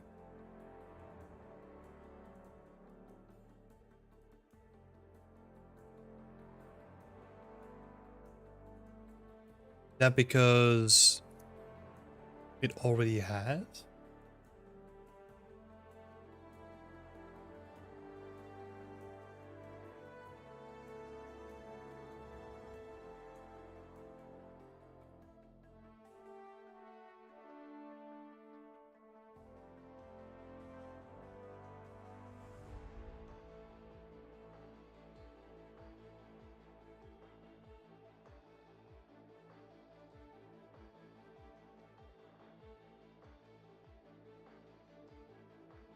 So weird.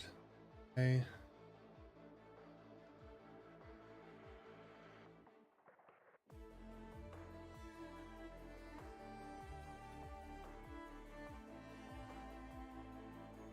Fill the active vertex color layer with the current paint color. Okay, so it should be black now. It's not doing anything then.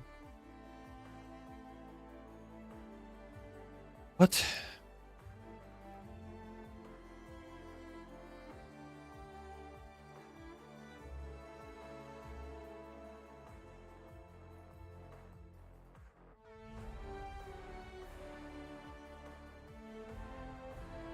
Okay, so now it's stored in weight.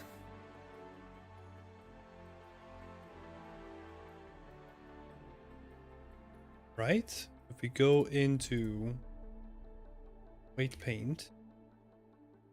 Yeah. Okay, so we need to store it as like a vertex group. Then it gets stored as like a weight. But the weight...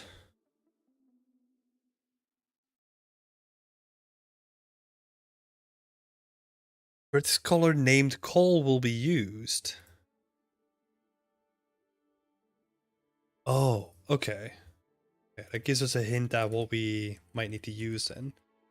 We go back.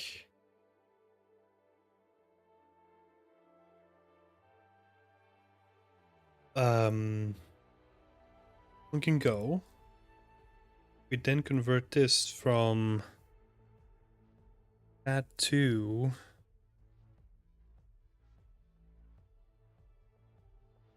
okay, so now we got it in color attributes.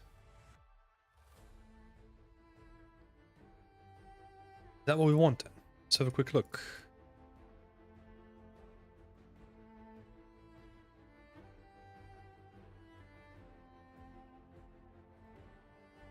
It didn't do anything.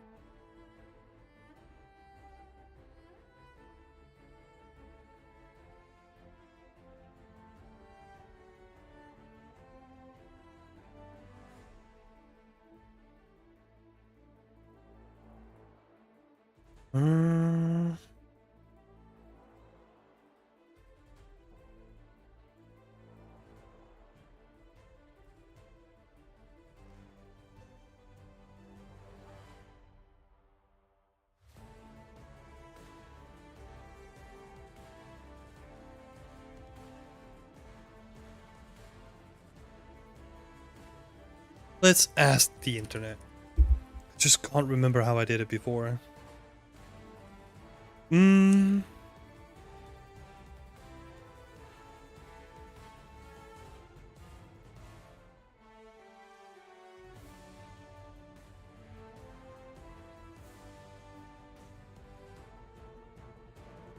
Fix paint.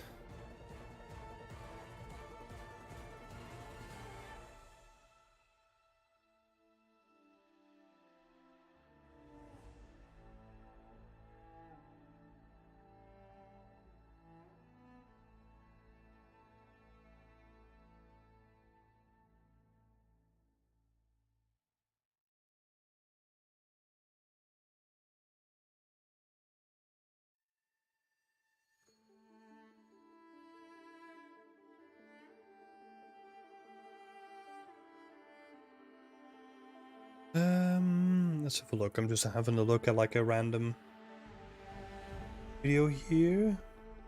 3D dynamics.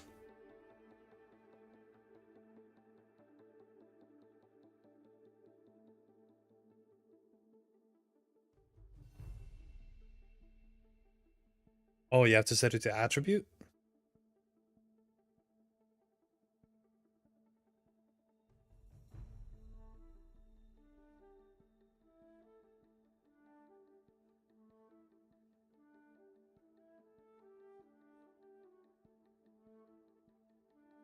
Okay, now we're painting. Okay. But that means that there's already information in there. Because that's what we're seeing right now. So that's pretty good.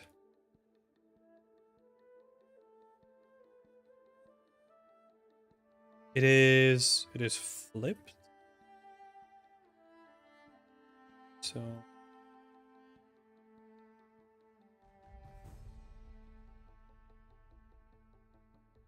then let's see, what do we need to do to get it into the engine? This call input to replace, we already got that.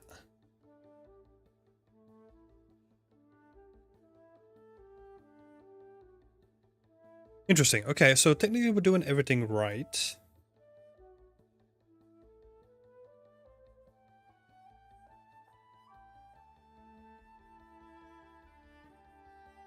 If 50% of working in 3D is troubleshooting, you will figure it out. Yeah. So true. It's just weird. So vertex colors are good.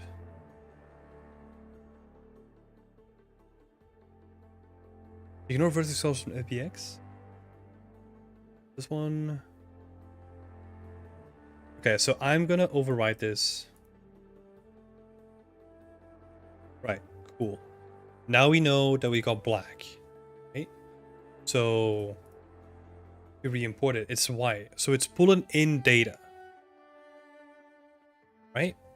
So it is definitely pulling in data. Just need to look. So no vertex color found at this index.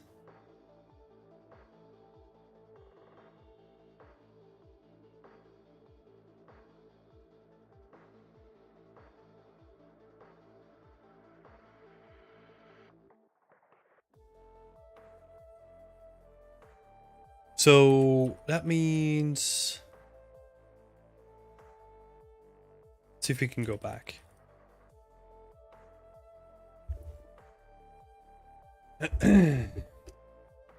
Elwin, I've been wanting to switch to Blender for quite some time now, but what has bothered me the most is working with the origin points and the 3D cursor. I'm really fond of Maya pivots tools.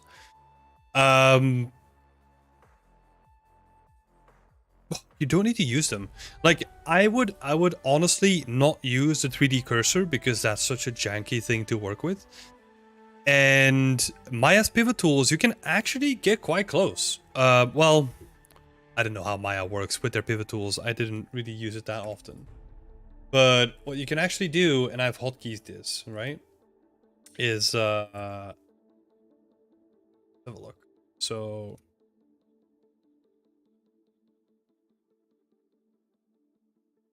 oh, what? Oh, of course, yeah.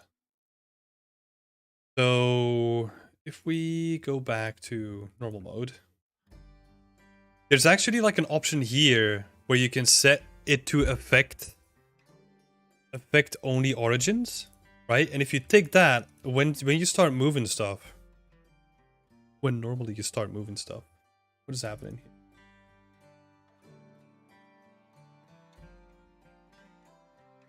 Well, okay, I fucked it up. This is not how it's supposed to be. I think I've been messing around with like too many things there. Like normally, like that's what you have, right? So you have your object and you go here to options, affect only origins. And then you can just set the pivot to whatever, right? And then you can still use like snapping tools with that. If you say like, oh, I want to snap it to this vertex, you're good.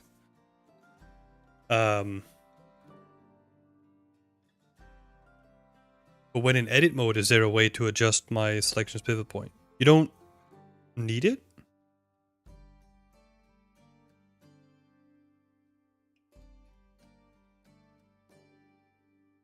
You don't necessarily need it in edit mode, right?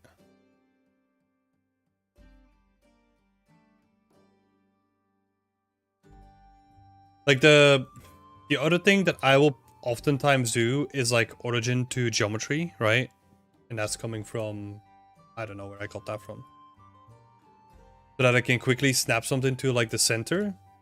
So let's say, oh, origin. Oh, it's because I still have geometry nodes attached to it. Why it's acting so strangely. But yeah. But also, if you don't want to switch, then don't switch, right? It's actually kind of easy. Like, you don't need to.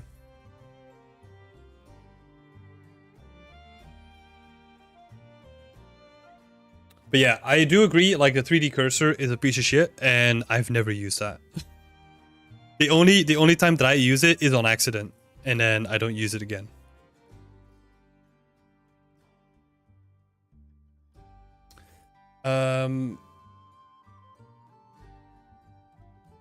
Get back to this. So what is happening here? So this is my geometry node setup, right? If I then apply this, where does it store the color data? So it will store that into color.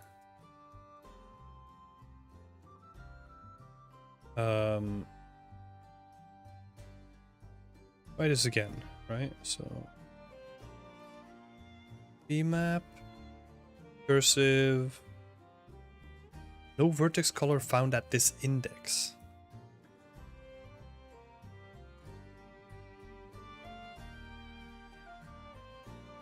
Hit a cart!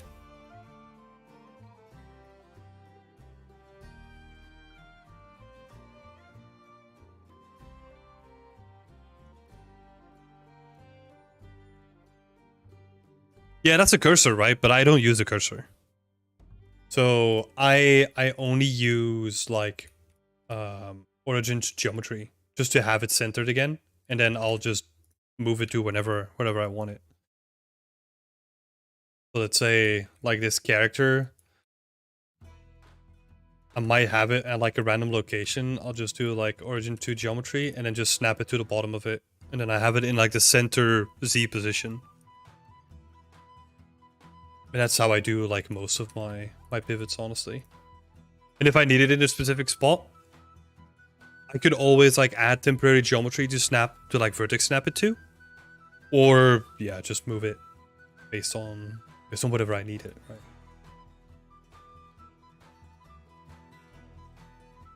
right? So no vertex color found at this index. Interesting. So what does it need then? Vertex groups? Let's look at that video again.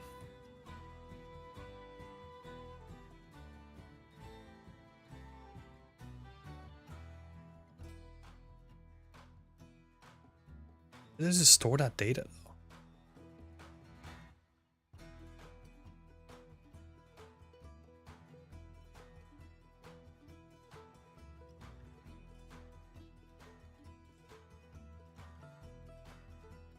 Doesn't seem...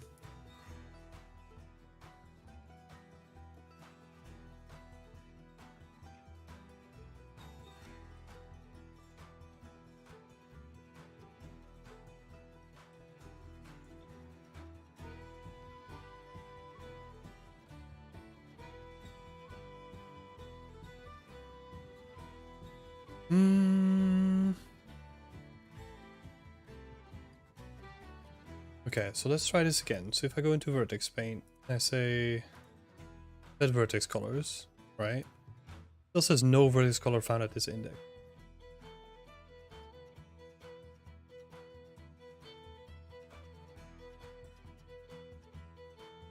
What index is that though?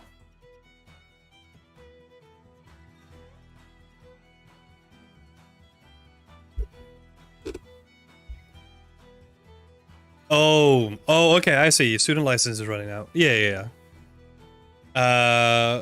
Yeah. You'll have to get acquainted with the quirks of Blender. Yeah, honestly, that's the way that I use them. Like those tools. The only tool that I paid for was UV tools, and for the rest of it, I use it like pretty vanilla. Blender, I mean.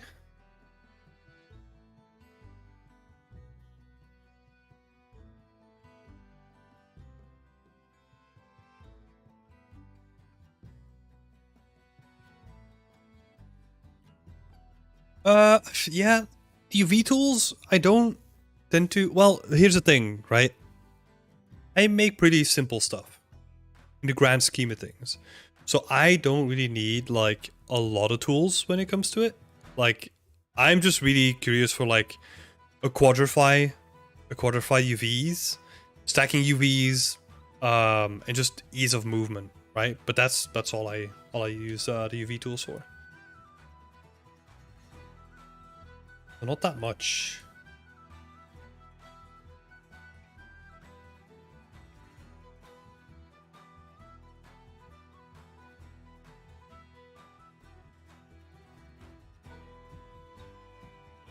No vertex color found at this index. So what if I...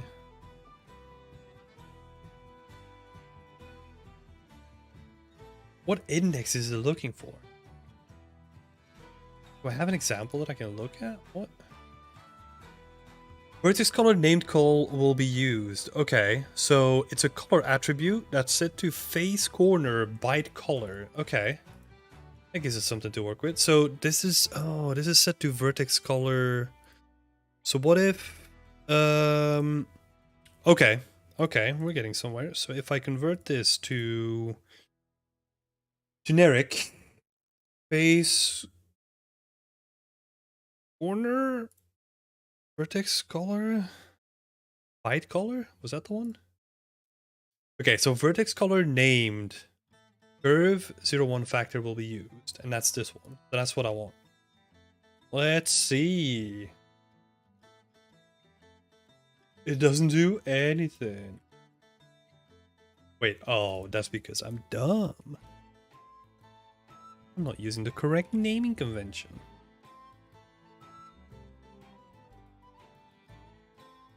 Let's try that again. Let's try it again, shall we?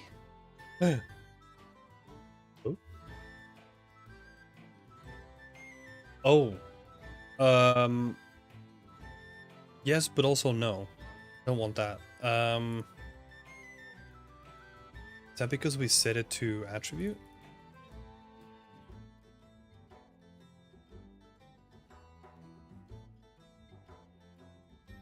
Shit. Now the material's gonna be fucked. Damn it. Okay.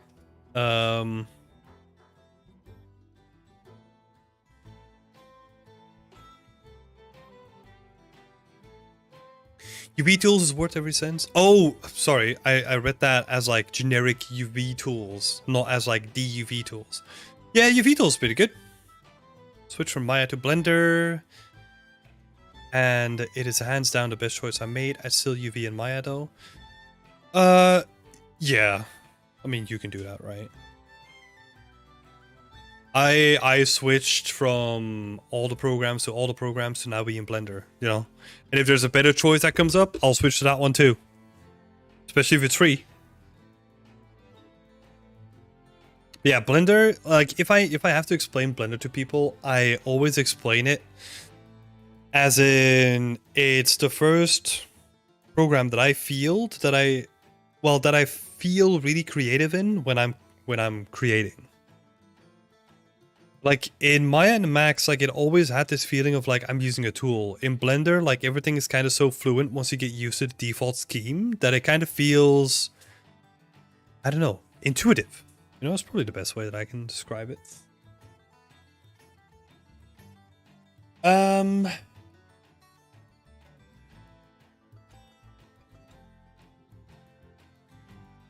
So what is happening here? So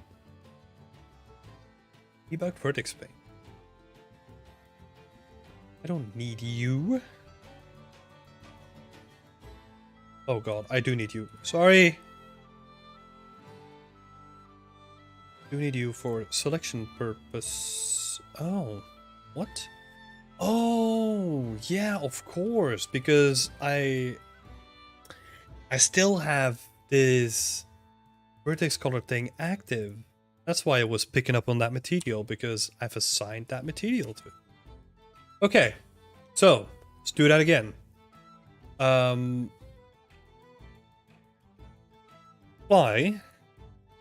Go in here, set this to... Oh no, wait, let's do this one first. Yep, let's remove that. Change that to UV map, and I think now we should be good if I don't forget to change the name. Yes, sir, I think we're good. Well, we'll see. Yep, it's good.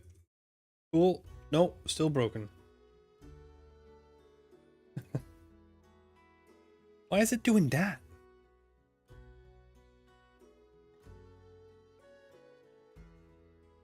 MI oak tree.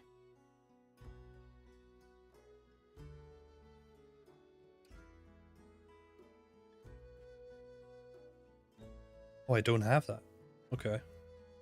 Well, that's probably why.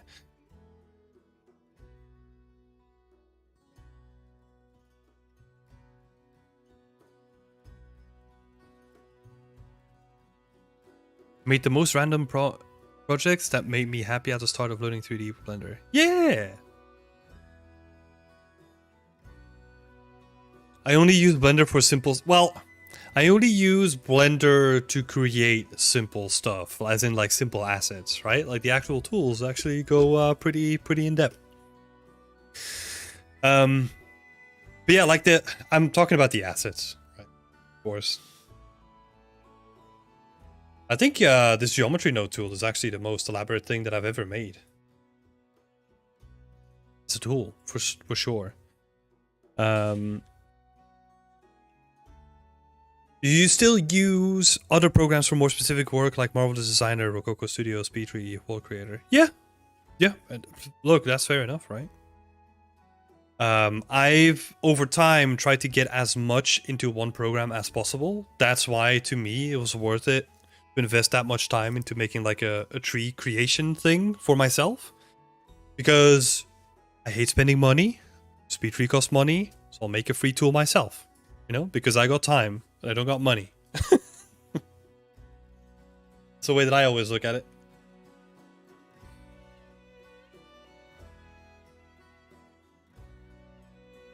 Okay, so the vertex color is working. Cool. Does it work in...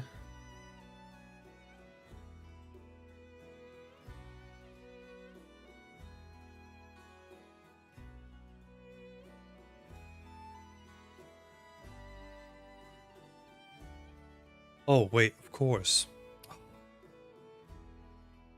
Need to assign a different material to it. Okay, so normally the base doesn't move. Okay, that's cool. That is cool. Okay, so that's what we needed to get that working. So what happens with this little guy then?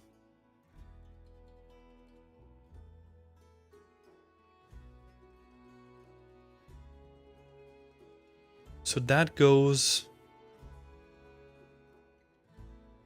Oh, wait. Can I just convert this to that instead then? Okay. That should do the trick then, right? Oh, you little guy. Is that the one?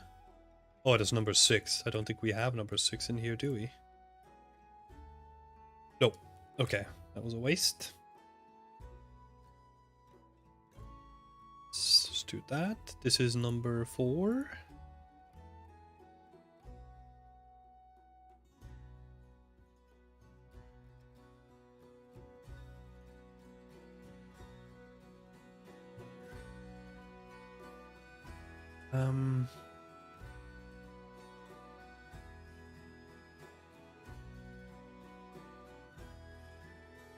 Vertex color. Replace, yeah?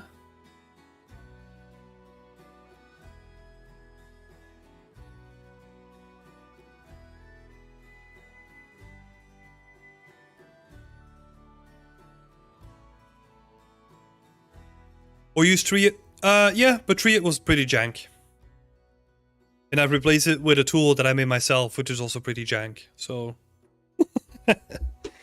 I've tried Treat, I tried M-Tree, I've tried some other creation tools as well, but they just weren't working for me.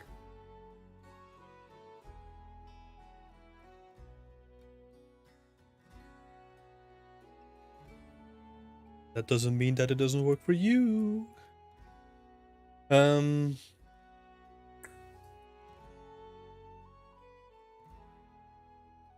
Why? Yeah. That looks good. Why no work? Doing it again. Number 4. Oh, this is number 1. Of course it doesn't work like that. Because it's you I want. Yeah, there we go. Okay. Okay, never mind. It's number 4. Okay, so we'll just finish these 3 off then. Can I actually do it on multiples at once? Curious. No, doesn't work. Do it the old-fashioned way. That should be those 3 then, right? 1, 2, 3.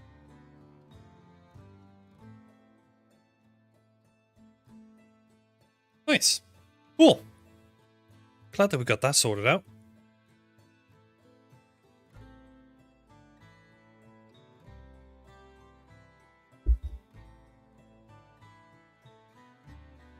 Oh yeah, UV Pack Master is also good, but it's totally broken in my version because it requires that additional tool that you need to install, and I can never be bothered, so I stopped using it.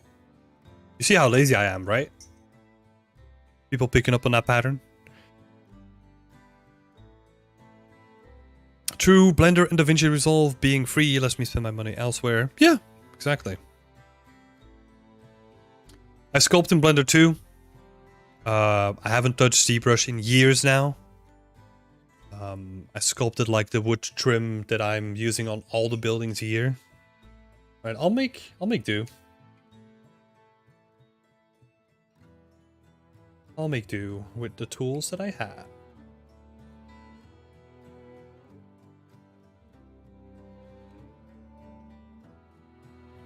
That's the thing, right? Like, that's the benefit of having so many tools to your disposal. Like, you can pick and choose, like, which one you want to combine, which one you want to use, which one you don't want to use.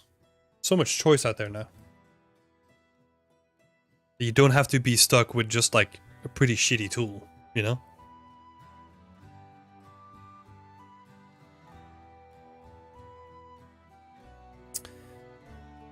All right. I think we are set for this round. The only thing that I'll do after the stream is I'm gonna see if we can get back to a stage where I get the transitions to work on the big trees. And I get them looking in the same sort of state that I got them now, minus all the jank. Right? Minus all like the disconnect and like all the stuff that's happening here. And then we can get them into. Oh, Pyramid Scheme. Also thank Hamish for his stream sheet video that he made a while back. Changed my workflow. Yeah! Yeah, that's an awesome video. Alright, but I am gonna leave it here. Let me just end on like a nice overview. Oh no, now trees are in the way of my beautiful shot. Yeah, I like it.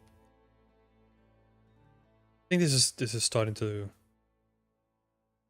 get a really well. I like the density that we have regained.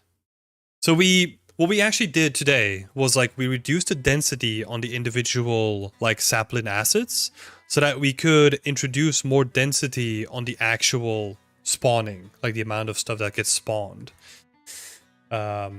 which actually works really well. I'm happy with that. So that was it for this time. Next time, let's have a look at the list. I'm trying to be a little bit more concise with what we're going to be doing. Big trees, if they're not done yet, will be on the list for next time. What I also want to do next time is I want to make an atlas for weeds and wildflowers. Specifically to add more variation to these kind of sections where it's just grass. I want to add some weeds and some wildflowers and some different stuff in there. What I'm probably going to be doing is I might make high poly meshes and like do a little bit of a sculpting pass on them in Blender. And then texture them in Substance Painter and go through the whole pipeline where I scatter them inside of the methods that we're already using. So that's going to be fun. And then maybe, I think this is a stretch goal anyway. Maybe we'll do cut tree stumps as well. See what we can do with those things. Because now we have the clean ones, but I actually want to make ones with splinters and like where you can see like stuff actually coming loose. It's going to be fun as well. So yeah, look forward to that next week, Friday. And next week, Wednesday, I'll be back for more work in progress feedback. I want to thank everyone in the chat as well for keeping it alive and kicking. Thank you so much for the good questions. And yeah, see you in the next one. Come back with some good questions and I'll be happy to discuss them as well. Enjoy the day, people. And yeah, see you soon. Bye-bye.